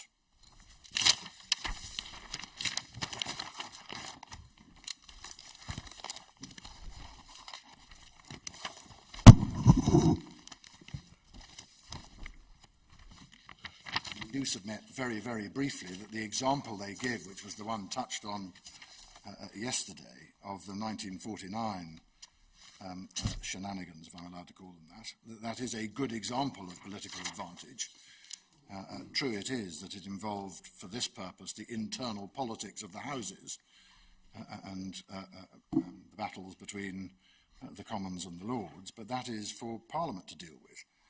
And the prorogation was being used to advance the government's perception of what the right answer was in that context. Can I just take up with you, because you just said that was for Parliament to deal with, how it works here? Underpinning your submissions that there is no justiciability here is the existence of another check or balance, that is to say, Parliament. But where proroguing is involved, that necessarily removes, at some point, Parliament from the picture. It does. So how on these facts was that check/balance to be applied? Because Parliament has the ability to control. I've accepted, because it is clear and obvious, that during prorogation, Parliament cannot legislate, its committees don't operate, you don't get PQs, and all of that. So my lady is right to that extent. But Parliament can control this beforehand. That's the practical question I'm asking about, and that's why I wanted the as it did in Section 3, and I'll come to that in a moment, and can control it afterwards. So there are mechanisms of control around the prorogation. Of course, during the prorogation, Parliament is prorogued. So by definition... Does controlling it afterwards help? Well, they can pass a motion of no confidence. They can call the government to account when Parliament resumes. In a time-sensitive setting, how does afterwards help? Well, if the thing is time-sensitive, then Parliament can and has to react in the time that is left before the time sensitivity runs out. The thrust of the appellant's case here is that the effect of prorogation is to deprive the Parliament of the opportunity at this critical time, coming up to the 31st of October, of the opportunity to scrutinise the government's actions and to hold the government to account. So a post hoc system of control isn't of much benefit in relation to that, is it? Well, my Lord, I'm not going to repeat the answer. The answer is that whilst Parliament is prorogued, of course Parliament is not sitting and those species of control cannot be exercised. But we submit that in our facts, if it's a question about our facts, control has been exercised, was exercised, could have been exercised further, and will be exercised on the 14th of October and following. I'm not sure repeating the answer necessarily gives me the information that I think my lady was asking for, and that is, what is the post hoc system of control? How does that affect what the appellants claim to have been deprived of here? Well, it goes back to sufficiency of opportunity. There are, when Parliament resumes on the 14th of October, there are, irrespective of the extension provision, which presumably the court will not ignore, which has been passed in the new 2019 Act, so 31st of October may or may not be the deadline, but irrespective of that, and assuming that it is, it still has the period of whatever that number of days is. 17 days. Sorry, I think maybe I haven't made my question clear. It's the question of a check and balance on the proroguing that I'm asking about. How does, once you've been prorogued and lost that time, how does it help to be able to take it up afterwards? Well, it depends what is left of the legislative programme. It depends what then happens. It depends what remains time critical. Assume for the sake of argument that there is no time criticality. Parliament can then resume, exercise whatever functions it wishes, and pass whatever legislation it wishes, ask whatever questions it wishes about of the government. It can resume all the forms of control that it exercised beforehand. So if it is time critical, then that question becomes, is there enough time for the legislative programme that needs to be dealt with time critically to be dealt with? And my submission is that even if it's 31:10, there is time, and it's a matter for Parliament and the government to pass whatever legislation they consider necessary. Returning to the issue raised by my Lord Wilson, the statutory instruments which would not be subjected to parliamentary scrutiny in the normal way and would have to go through a separate process, that would be irremediable. Well, my Lord, sorry. I'm being told that we've got a note from our instructing solicitors and department on that issue. We'll come back to them. And we can address that if it's a matter of concern, and it's been raised twice by you.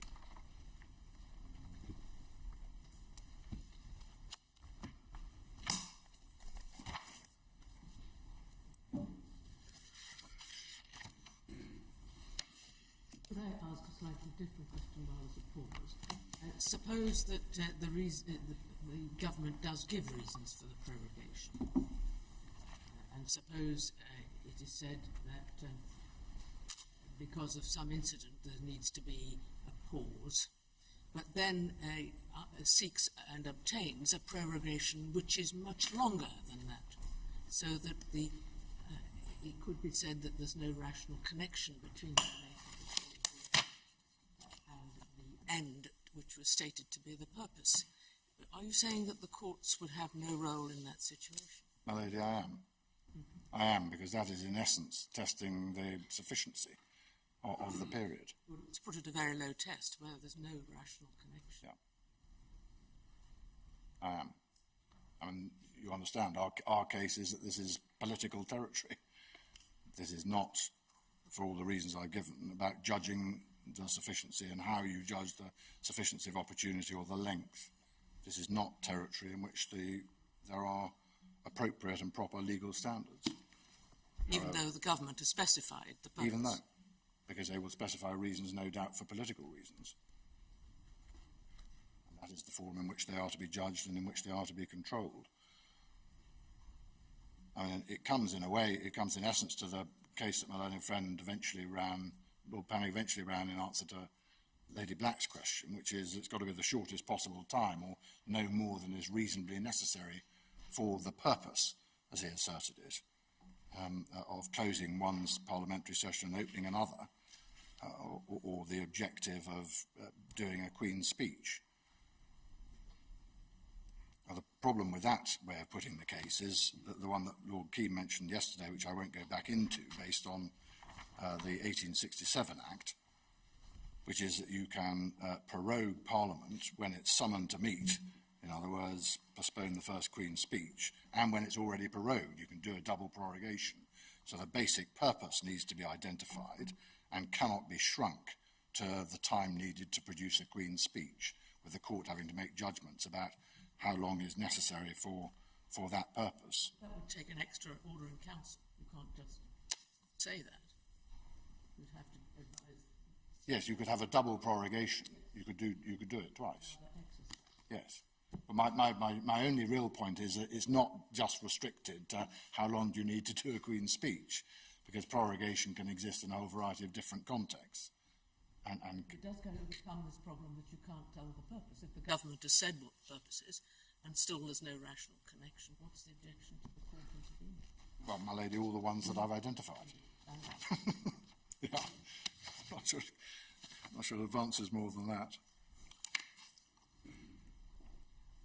And we submit that it is for the government to regulate the sessions of Parliament, the sittings of Parliament, while it's in existence, subject to the specific constraints that exist.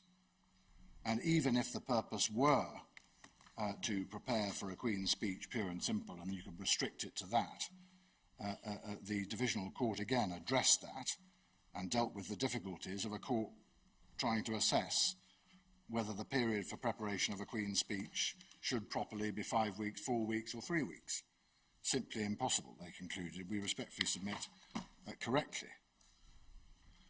So our basic submission is both the formulation and design of the principal control over parliamentary sittings simply raises questions the courts cannot answer by reference to what standards does it do it when you actually properly analyse what my learned friend is contending for, which is all about sufficiency of length or sufficiency of opportunity. And it also raises the other basis of non-justiciability. Is it appropriate for the court to be designing this set of rules? And we submit not. They are and they should be for Parliament, and it can, and indeed has in fact answered the when and for how long questions in legislation when they've chosen to do so. And all of that, all of those submissions we submit are thrown into stark relief by the very recent events that have occurred. And I make only 2 points in relation to those recent events. First, there was always going to be, and there will be, sittings affording opportunities for Parliament to express its will and to legislate as it chooses.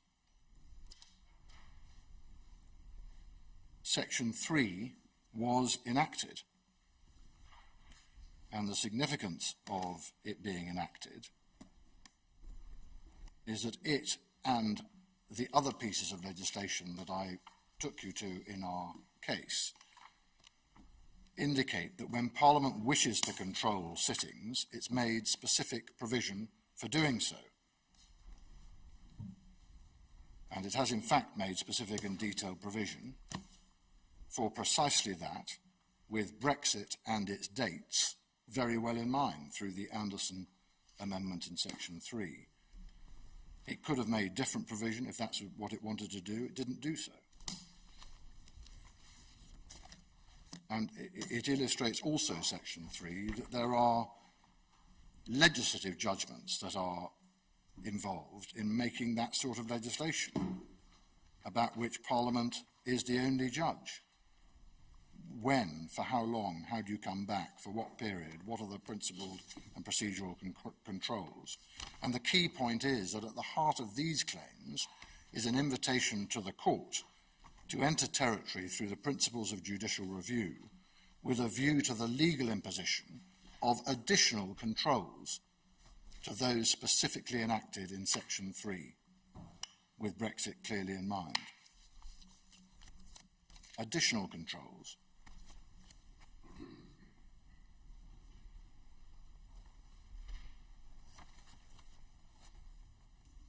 Secondly, the centrepiece of the claim was, and I think remains, despite the attempt to broaden it out, the contention that prorogation was intended to have and has had the effect of depriving Parliament of an or a sufficient ability to legislate specifically in relation to what were perceived to be the consequences of a no-deal Brexit on the 31st. And the events during the course of the hearing before the Divisional Court in the Inner House and that have occurred subsequently demonstrate precisely why and how that is untenable, in fact. Parliament has had and has taken the opportunity to legislate.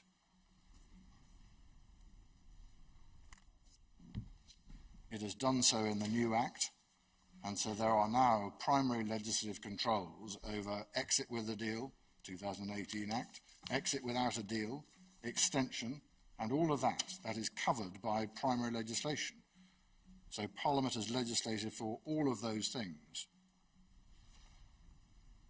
And if it's said that more time is going to be needed, i.e. beyond the period up to 9th of September and before 14th of October, two questions arise, and they're the same basic two questions. How is the court to determine that question? How much more time should Parliament have been afforded? And how is it appropriate for the court to do so when Parliament has legislated, as it has in Section 3, so as to require, in effect, additional sittings to those specifically provided for in the primary legislation?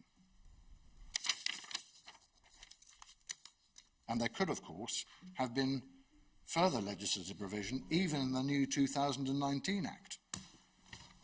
There could, even before you got there, have been before, in that week leading up to the prorogation on the 9th of September, there could, of course, have been a motion of no confidence.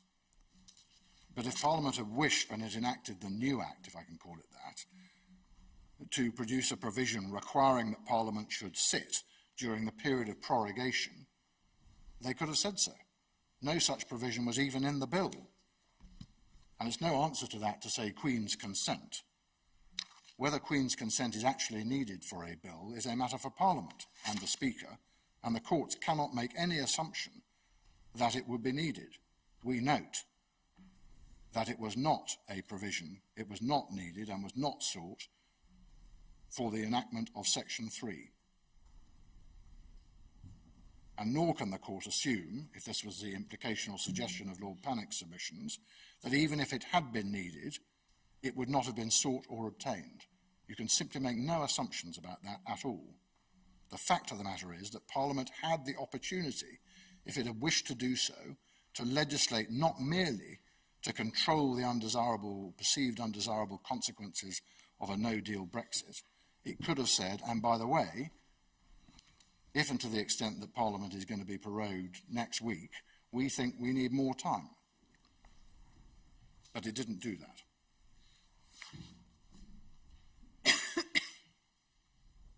Can I turn briefly, and it is, I'm afraid, going to be briefly because of timing and because no one is mounting a challenge in this case that it should have been the 9th. I'm going to give the Section 3 and how it works issue. I'm going to try and grapple with that briefly, but there isn't a direct issue before you about that, so I'm going to take it tolerably shortly if I may. You find the provision itself behind tab 59 in bundle 3 of the authorities, of our authorities. If it helps to give the Cherry MS number, I don't know if that is helpful, 2951. Thank you.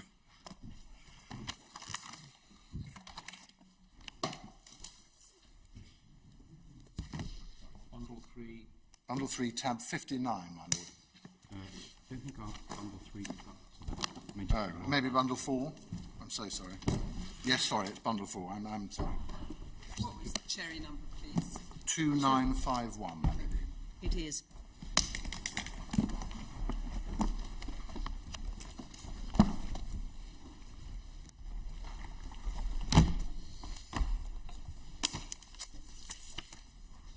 So you see the basic structure of the section.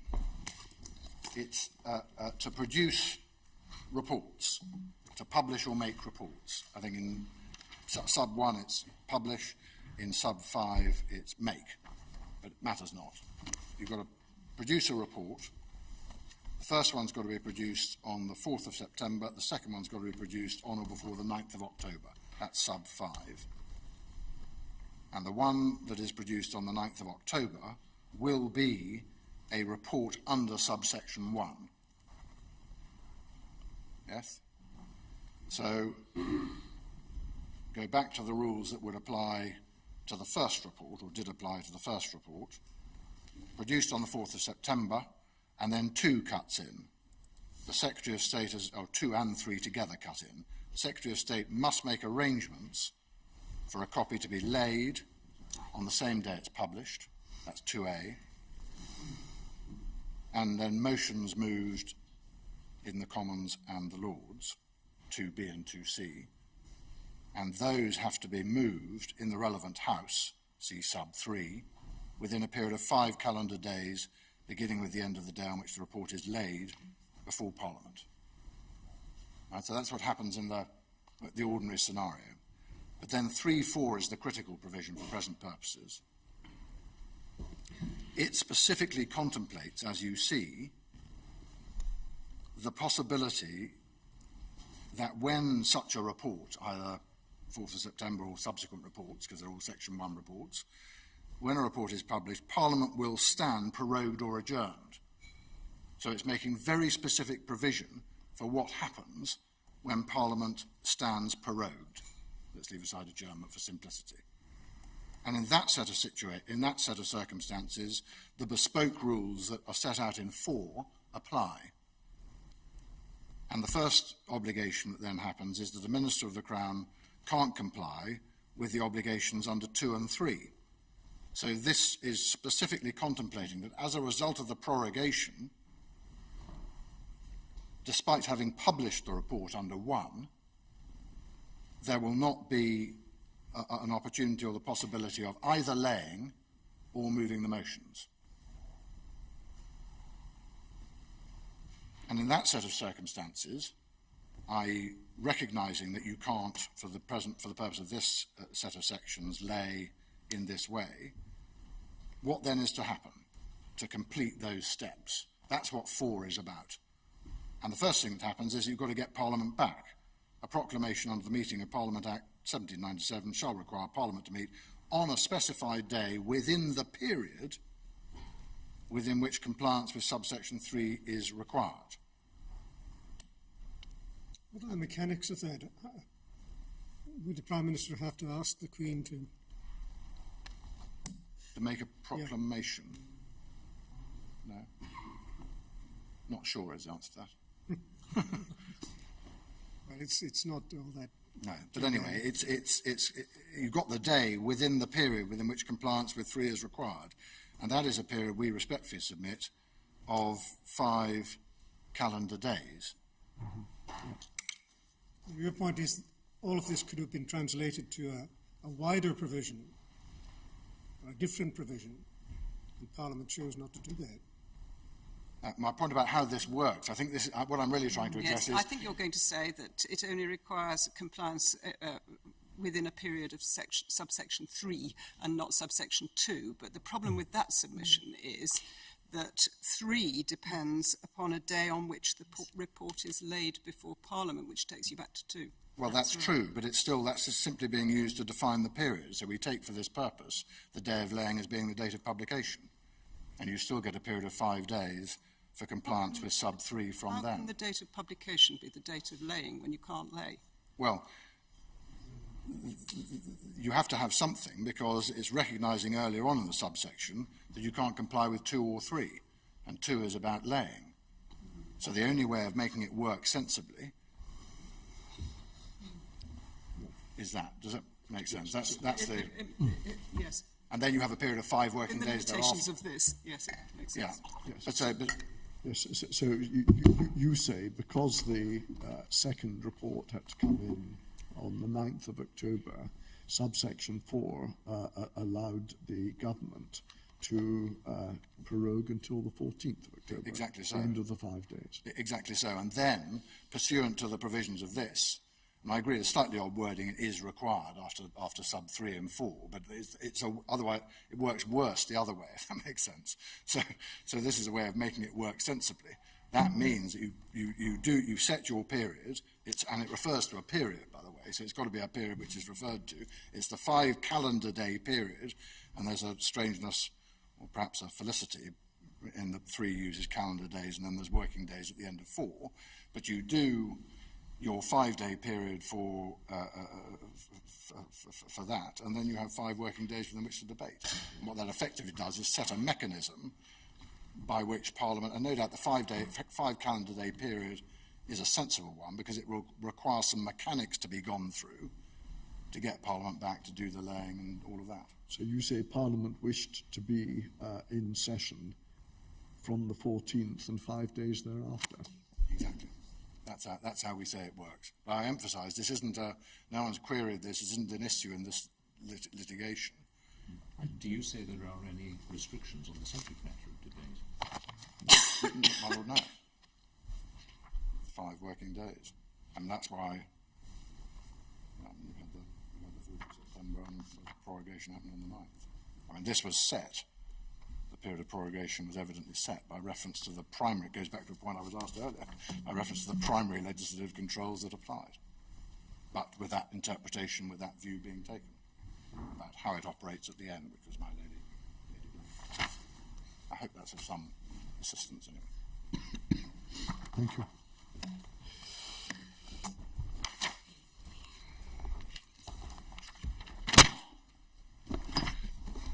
Ladies, my lords, the extended prorogation scenario, we've dealt with that.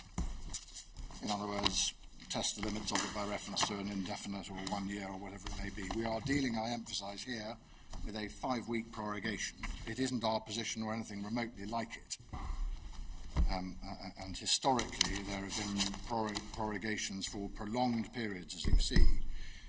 In extreme examples, and not so extreme examples, there would be intense practical controls in any event over a longer prorogation, including specifically all the concerns about government needing money to govern and armed forces discipline and so on that we set out in our case at paragraph 92(3). And we've cited, again, I haven't got time to go to it, but we've cited in our case at paragraph 76, Dicey, drawing out the lack of legal enforceability, even in extreme circumstances.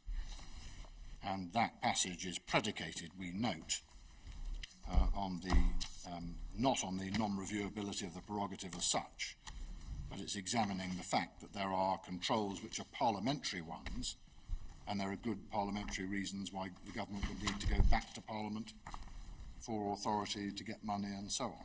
So that was the Dicey reasoning and had nothing to do with, and therefore is not answered by, the extension of judicial review created by the GCHQ case. So my learned friend Lord Pannick then seeks to identify standards against which he says the court can make these sorts of judgments. How can it do it? And there are two, one of which I'll take very shortly, and the other is a little bit more length, if I may. The first is responsible government, and some principle of responsible government, but we submit that substantially the same issues arise in relation to that. How do you determine the standard? How can it be constitutionally appropriate for the courts to do so? What type of issue or issues of political or national controversy or importance would trigger the intervention? What is responsible and what isn't? And you still have to solve the problem of sufficiency of opportunity for Parliament to legislate or control. So we respectfully submit that responsible government does not provide any answer to the lack of manageable or judicial standards. It simply prompts the same questions in a different form. Parliamentary sovereignty, then, reliance on that, we submit, does not advance his case or provide an answer to non-justiciability. The difficulties in terms of justiciability already identified can't be sidestepped, the point I made earlier, simply by reciting parliamentary sovereignty. They have to be confronted. It has to be said that parliamentary sovereignty requires the courts to intervene, to design and then apply a principle which controls when Parliament must sit in circumstances when Parliament itself has not done so. See Section 3 and see the lost opportunity, if you view it as such, in the 2019 Act. So parliamentary sovereignty, just as a phrase, provides no answer to the principled objections that have been advanced. For all the reasons that I've given, the courts can engage, for them to engage in the exercise that Lord Pannick seeks to invite you into, would have the twin difficulties of no standards and constitutional impropriety, we submit. And that is not answered by parliamentary sovereignty either, because the political or high policy line set in the case law is set by reference to the equally core constitutional principle and the much more applicable one, directly applicable one, which is the separation of powers.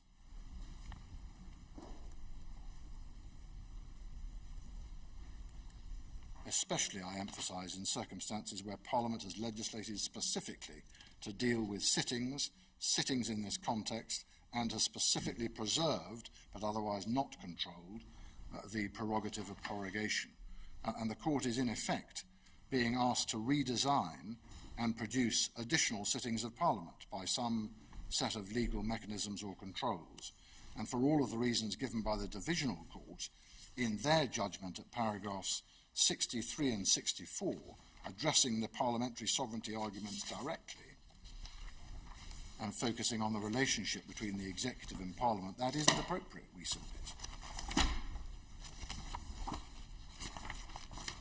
That's the second point. The third point is that there is no support in the case law for any principle of parliamentary sovereignty of that kind at all.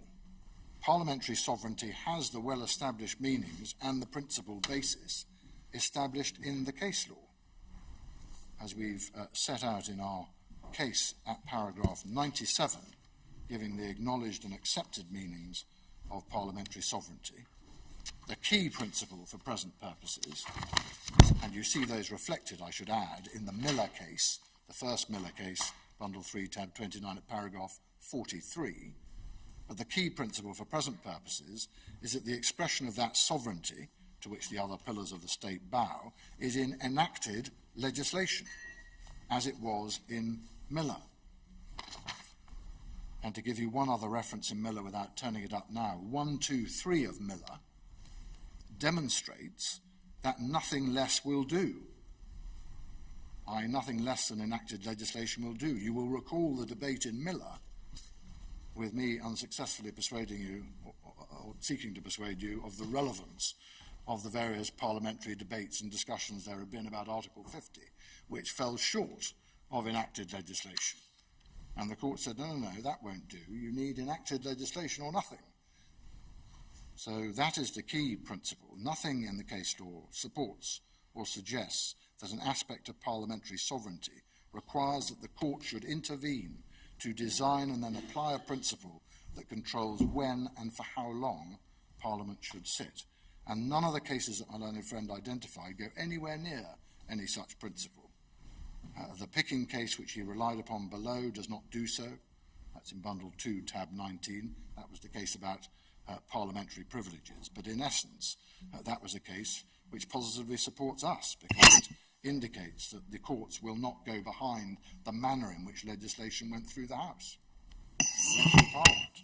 The Unison case, on which very considerable reliance was placed before and almost none in this court, again, for good reason, again doesn't go anywhere near that. In that case, the court was considering the nature and extent and legal controls over a broadly expressed power to set fees for the employment tribunals.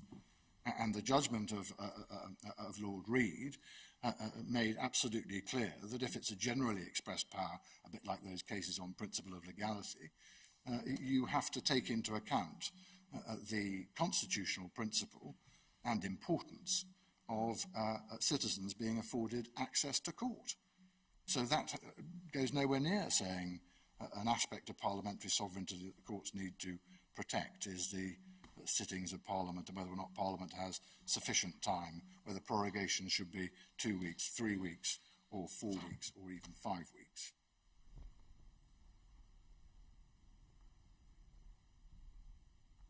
So that's what I wanted to say about all of that. I wanted to touch finally and briefly, if I may, on some of the factual matters that arise. And this is, if you will, under a heading lawful in any event. The key starting point, we respectfully submit, is that Parliament has been considering Brexit for months and years. It has had the opportunity to make whatever legislative provision it has wished over that period, and it has in fact made a plethora of legislative provision, including and starting with the authorising of the giving of the Article 50 notice following Miller 1. Specifically, Parliament, and more directly, Parliament has decided with this set of deadlines in mind to make Section 3 of the Northern Irish legislation. And the prorogation decision thus sits in a context in which Parliament would sit and would debate and legislate, if it chose to, in the week leading up to the prorogation on the 9th of September, and would have further opportunities after the Queen's speech on the 14th of October. That period, as we've seen, being conditioned by the primary legislative provisions in Section 3. Doesn't there have to be a debate on the Queen's speech? There has to be a debate on the Queen's speech. How long does that customarily take? 8 days? 5 days. 5 days.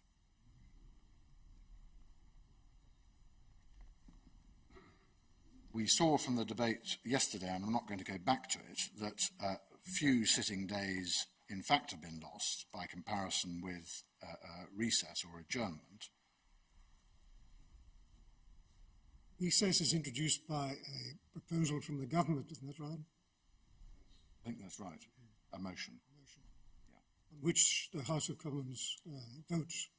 I think they're different, aren't they? House of Commons, House of Lords? Separate recess motions in both houses. Yes, quite. Is there any explanation as to why a recess wasn't contemplated here instead of prorogation? I think you need a prorogation on any view as a precursor to the Queen's speech. Well, so you've got to do that. The question is for how long? Yes.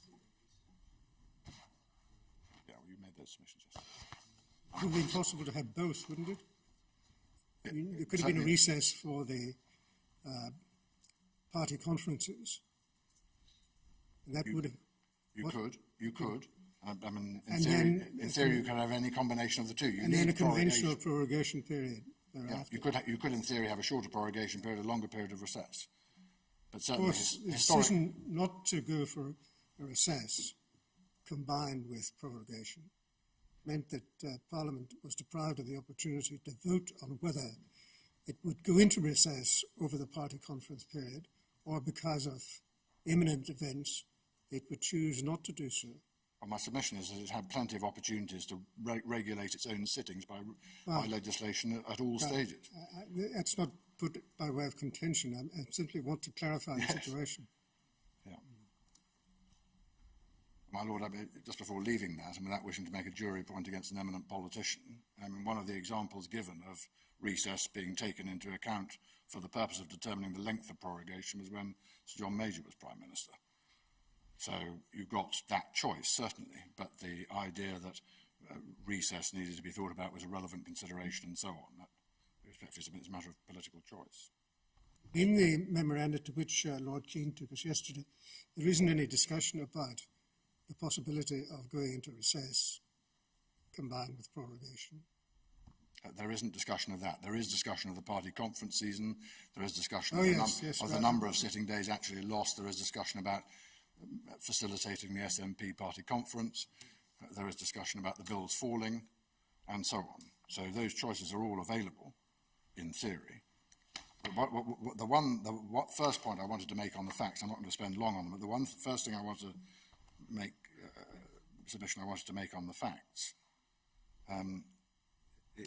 is that it is plain from those underlying documents, both from the Nicky da Costa memo of the 15th of August, and in particular from what was said by the Prime Minister to the Cabinet, that there was real concern to ensure that Parliament had adequate opportunities, sufficient opportunities to debate these matters. They all recognised, and specifically recognised, that Parliament would have the chance to do, it may be said, precisely what it then did do, which is in the run-up to the 9th of September to debate and to legislate. Of course, in that period, there were lots of other options open to Parliament. A motion of no confidence could have been introduced. The legislative provision that was in fact made could have been added to so as to control the prorogation that by then had been announced. No such decision was made. No such decision was made to alter Section 3 and the requirements that it contained for Parliament to sit in the run-up to the 31st of October. None of that was done. But the suggestion ultimately that on the basis of those materials, those factual basic materials, the Prime Minister was concerned to stymie Parliament, whatever on earth that means, is, we respectfully submit, untenable. Of course it is true, as everyone has acknowledged, that if you prorogue, prorogation has the effects that I've identified. But all of this was done in the sure knowledge that Parliament would have all the opportunities it had to legislate, to control, to debate in the manner that it in fact did up to the 9th of September, specifically about Brexit and specifically about sittings if it so choose, and would have opportunities when it came back on the 14th of October. So that basic attack, if the basic attack is this was improper purpose or improper motivation or improper effect, if there is such a doctrine, because it was designed to stymie Parliament, we respectfully submit it is unsustainable. And we have produced, and I should make it absolutely clear, we have produced exceptionally the Cabinet Minute, those are minutes which are produced only with extraordinary rareness. And you have the documents that went to and from the Prime Minister in terms of the briefing to him. We do have those documents, but we have no witness statement from anybody apart from the Treasury solicitor. And so no one has come forward from your side to say, this is true. We're just given the documents, as it were, floating around for what they're worth. The whole truth, nothing but the truth, partly true. They're just floating around. Well, Isn't it odd that nobody has signed a witness statement to say, this is true, the reasons are, these are the true reasons for what was done? My Lord, you have the witness statement you have. You have the witness statement you have. My submission is that in the light of the case law you were taken to yesterday, which I don't go back to, it remains open to the court to make judgments about the facts on the basis of the underlying documentation if that is produced. That underlying documentation has been produced. It's documentation at the top of government, briefings directly to the Prime Minister twice, and what the Prime Minister said to Cabinet and what Cabinet discussed on that occasion. And no one has suggested that those are not proper documents. You saw also the letter from GLD, from the Government Legal Department, that you were taken to yesterday. So my Lord is right. You don't have a witness statement of the kind you traditionally would do. But there may be all sorts of reasons for that. How unusual is that? Because most of the judicial review, you're dealing with decisions that are recorded, and you don't expect to have an affidavit from the leader of the council to say, yes, of course, that was what we were doing, because I don't know if it's clear. And equally, in some cases, what one has is a mere covering affidavit that says, here's the ministerial submission which had a tick on it. The suggestion here seems to be that the Prime Minister should personally have sworn an affidavit and then have been subject to cross-examination on it. I've never experienced that. I think Lord Pennock said that was one alternative. Yes, the alternative was the Cabinet Secretary to make a statement. But what would that be practical? And I'm generally concerned to know how this should be done if Lord Pennock is right, because the idea that the Prime Minister would have to come back from Luxembourg in order to be cross-examined. I've never been involved in a judicial review, if I'm allowed to give evidence. I've never been involved in a judicial review in which the Minister who made the decision has actually given a witness statement. But would the Cabinet Secretary have been... Possibly. Civil servants often do. Yes, but And that can be in a variety of forms, including simply saying the reasons for the decision appear from, or here is the Minister... Would the Cabinet Secretary have been cross-examined on what the government's motives were? Well, my Lord, if any such application had been made, it would have been resisted like fury. But that mere possibility is a feature. It's just I think it is important that in the context of judicial review, one comes across these sort of issues about how the evidence should be dealt with. Yes. And it's not always straightforward. No, but my Lord, certainly in relation to the actual Minister or Secretary of State, it is undoubtedly not the practice. Indeed, my experience is it's uniformly not the practice that the Secretary of State would produce a witness statement of that kind. Setting for this discussion, I think, is that Lord Pennock says, well, the appellants had made clear to the government what they conceived to be and alleged to be the true motives for the prorogation.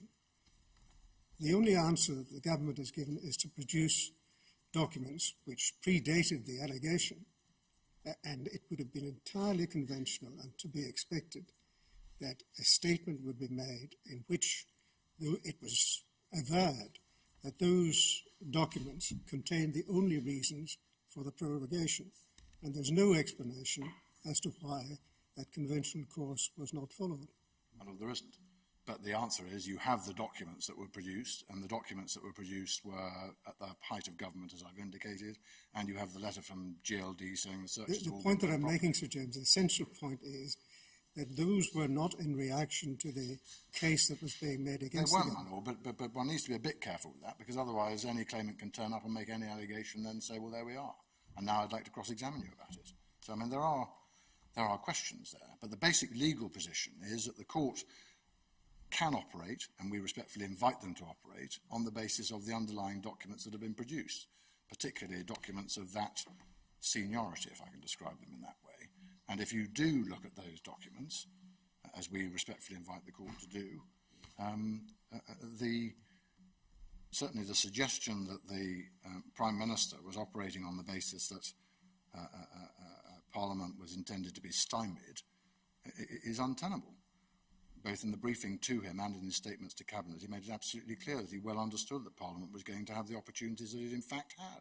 And indeed, if he tried to say that, knowing that Parliament was going to come back on the 3rd of September and do what it in fact did, it was entirely predictable. It was either going to be a motion of no confidence or it was going to be legislation. And so the idea that Parliament would be deprived of the opportunity to take whatever steps it wished in that run-up, including in relation to the sittings of Parliament, is just simply untenable. The second and final point I wanted to make on the facts, and then I will finish, is really by way of invitation. I haven't got time now, and I don't intend to go through the documents themselves, but we do respectfully invite the court to read, I'm sure the court will already have read, particularly the first Da Costa memo, which is the briefing to the Prime Minister, and that Cabinet minute. And from those documents, we respectfully submit that it does appear that there were a myriad of reasons for the length, which is truly what we're arguing about, of this prorogation.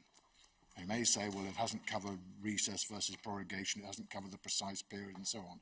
But in truth and in fairness, reading those documents, the evident aim was tolerably clear, and it was that everyone, and particularly the Prime Minister, was concerned to get to a place where a Queen's speech was produced. They recognised that prorogation had the effects it was going to have. They fully recognised that the context would involve parliamentary opportunities to do what they in fact did. They recognised that some bills would fall, wash up would need to be considered, all those parliamentary matters would need to be considered. And in particular, the paragraph my Lord Keane took you to yesterday, paragraph 10 in the Da Costa memo, they recognised that the central planning assumption, I think as it was put, to get to the Queen's speech was incredibly tight anyway, and a period of 5 weeks was, as it were, the minimum that would be required to get there. Now, you can say, as Lord Kerr no doubt would say, well, what about recess? You could do recess and then they could do PQs and parliamentary committees and all the rest of it. But the fact of the matter is that there's a short period within which government intensively prepares, not merely for all the possibilities that Brexit throws up, but for the preparation and presentation of a full-blown new legislative agenda to deal with a whole raft of domestic governmental policies. And so the question you're in truth being asked is, can it be said that that was improper? We respectfully submit not, because the primary basis for that has gone, once you recognise that the Prime Minister fully appreciated Parliament would have the opportunity it had. But can you say that that was an irrational or improper judgment in relation to the length of it, or even in relation to whether it should be adjournment or recess, with all the business of Parliament dragging ministers and civil servants' attention off, or should it be a short period of prorogation of that description to prepare for the Queen's speech? How does the court answer that question? We respectfully submit it's impossible for it to do so. Could it be 5? Could it be 4? Could it be 3? Should it have been something else? No manageable or judicial standards, we respectfully submit, and not appropriate for the court to be in that territory. If Parliament wants to do it, it can do it, and it has done it. And that we respectfully submit as the answer to this appeal. So for those reasons, we do respectfully submit that the Divisional Court's judgment was entirely correct for all the reasons that they gave. I'm going to write that down, Sir James. I should have said that at the beginning and just sat down, maybe. No.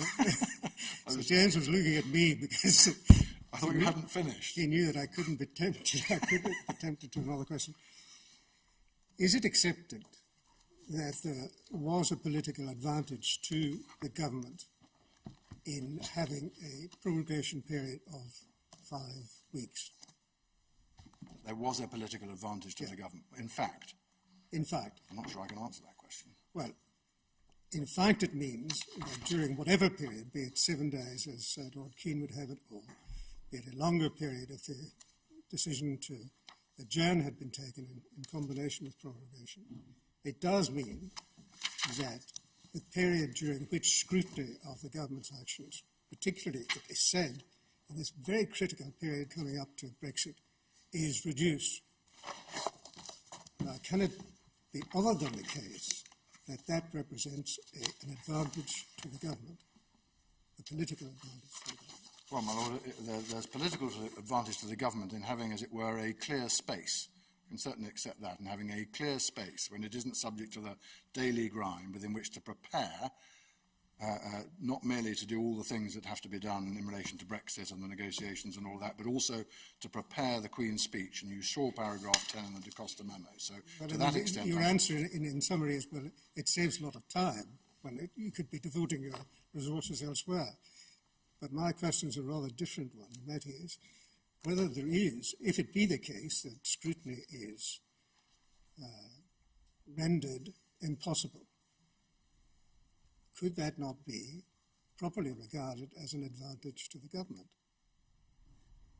Well, I suppose it could be in theory, but... So the respondent's case here is that's a purely incidental benefit, not one that was sought. My Lord, you read the memos and you read what was said to Cabinet and you make your own mind. But that depends upon us accepting that the memos are comprehensive of the reasons that the 5-week period was chosen. And that's why it may be argued that a statement, a contemporaneous statement, in reaction to the case made against you, might have been not only valuable but essential. I think the only case that was advanced about that was not that government was seeking a political advantage and having lack of scrutiny in that sense on the facts. The case that was factually advanced, based on the interviews to which Lord Pannick took you, was that he was trying to improve the position of the in negotiations with the EU, and that was in some way improper. And we certainly wouldn't accept that. But, my Lord, prorogation is what it is. You can certainly work on the assumption that everyone understood that prorogation had the effects that it has. But my respectful submission is, even if you were to conclude that some part of the motivation for the length of the prorogation, which is all that is attacked, was political advantage, that is not unlawful. And this is the territory in which you are being invited. You're being invited to judge different species of political advantage. Is one relevant? Is one proper? Is one improper? And for all the reasons I've given, we submit that isn't an appropriate place for the court to be. One day, my Lord, I will persuade you of something. perhaps not yet. Can I ask you one or two questions about relief? Yes. My Lord, just before you do, can I say, I mean, it'd be very helpful to have the questions, but can I say that what we are proposing to do on relief, and I've discussed this with Lord Keane, we think it's quite important that we should have something very short in writing on relief. Not least because there's an issue, it appears, or a potential issue about proceedings in Parliament. There are the various stages to prorogation that you know about. There is to be borne in mind the question as to, and it goes to a question my Lord Kerr was asking yesterday, the question as to quite what the reasoning of the court would be in the event of a finding that this was justiciable and unlawful. Normally in public law, as you know, the position is that unless the reasoning of the court leaves open only one lawful answer, the matter goes back for reconsideration. It doesn't formally have to be remitted. It doesn't terribly matter whether the thing is declared void or isn't declared void. There's a great big intellectual debate about that, which you're well aware of. But that doesn't really touch that. The decision maker can retake on a lawful basis if that remains open.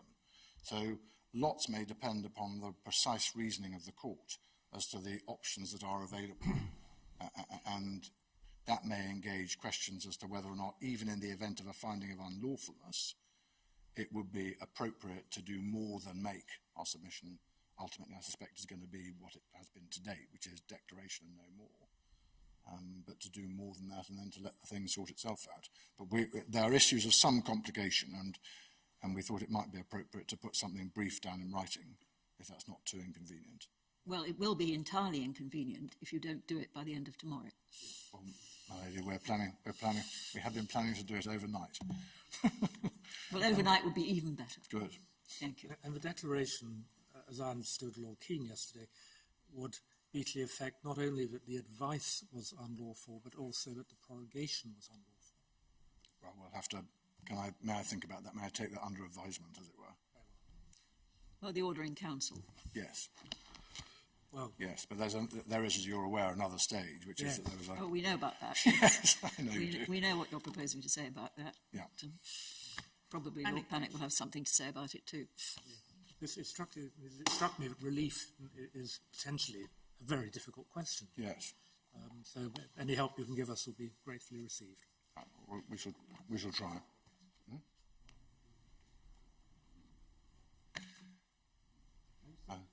No, if I may, that Lord Panic did refer to Ahmed and Treasury and the prospective form of relief. Right. Well, we'll go back and look at that. I'm sure that's covered. Those are my submissions on this, and I can seek to assist further.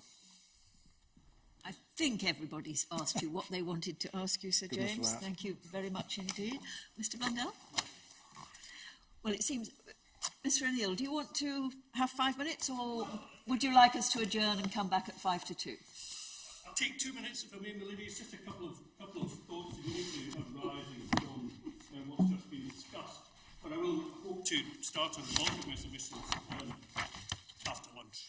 But really, just a couple of observations. If relief is an incredibly difficult point, as Lord Beatrice said, then you'd think we might get some say in it as well. The idea that they will, in discussions amongst themselves, between Lord Keane and Sir James, produce what they think this court should do without any input from those... Well, you're entitled to make your input now, Mr. O'Neill. Well, I have to see what it is they're going to say, but I will certainly have my input on that. I will be putting submissions on it, but I would like to see what it is they're going to say. Well, you're going to see that tomorrow morning. They've promised that. And it may be that you will want to put in some response to that, but you'll want to discuss that with Lord Panic in any event, because Lord Panic has a right of reply. Right. The other point, just thought to leave before lunch. So James said that, of course, if there had been any suggestion of anyone, a cabinet secretary, being brought for cross-examination, they would have resisted it utterly.